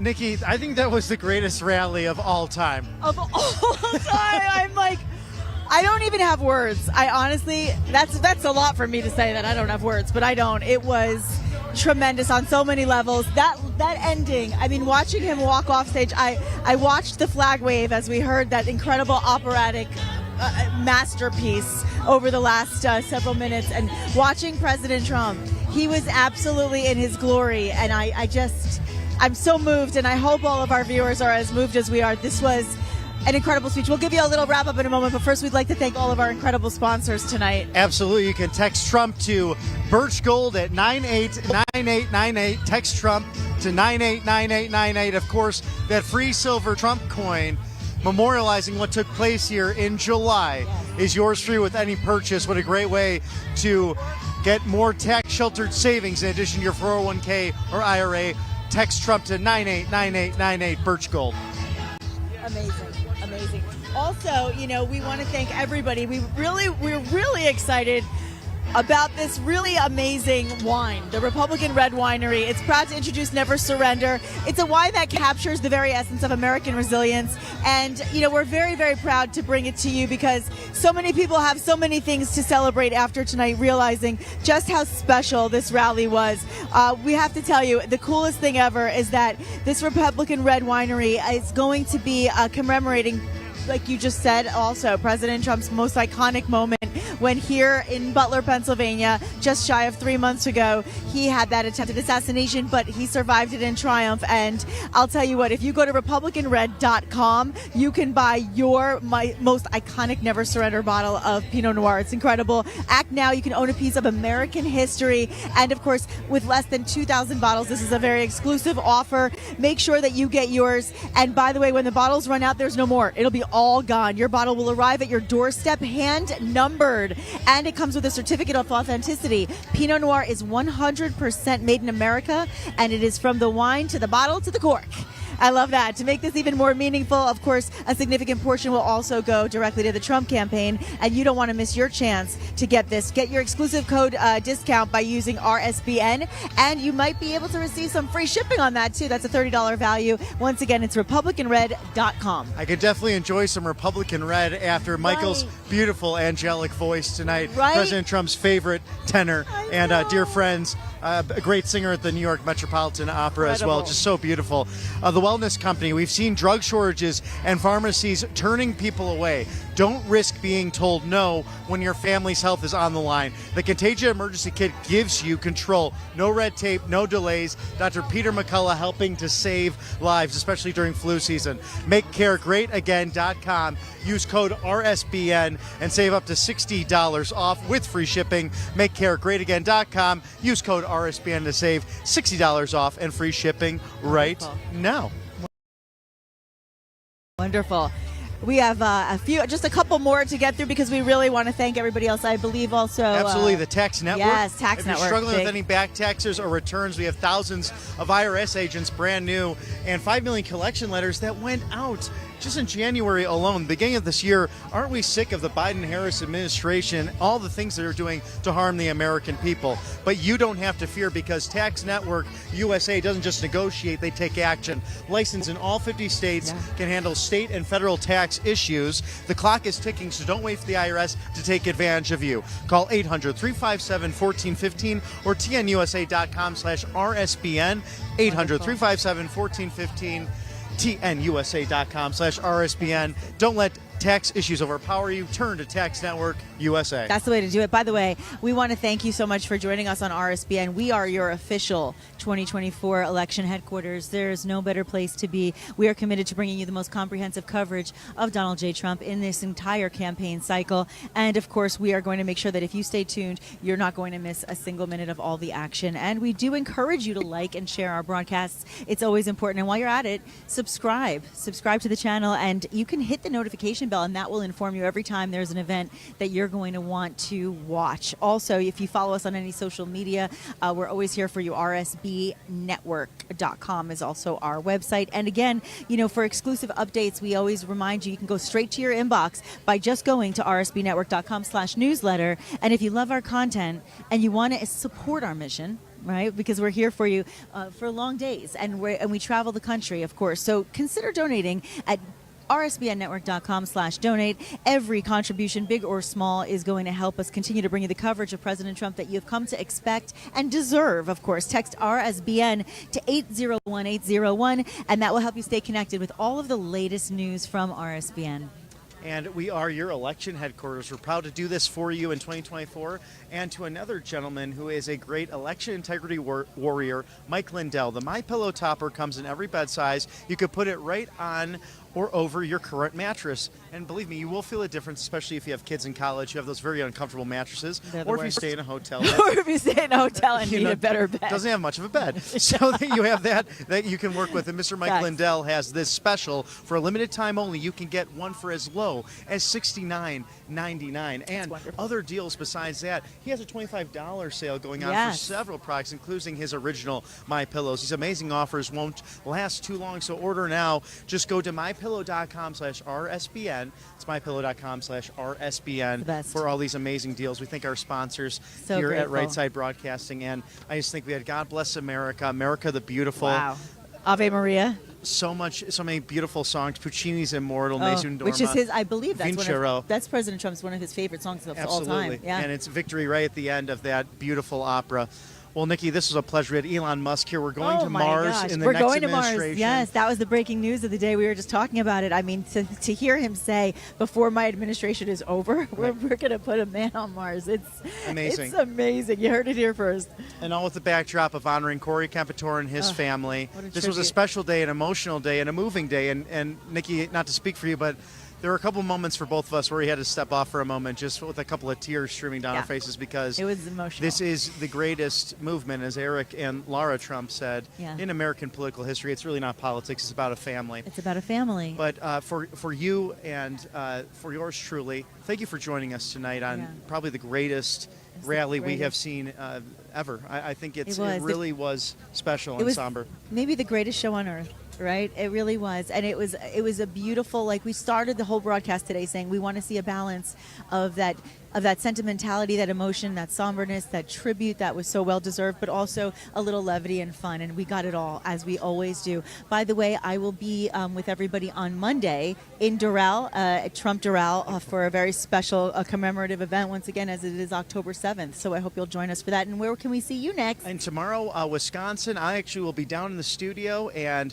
we'll be broadcasting live from Wisconsin and Auburn, Alabama. But for you, Nikki, I'm Bobby McNeely. For the entire staff at RSBN, thank you. Good night. God bless. We'll see you tomorrow. God bless.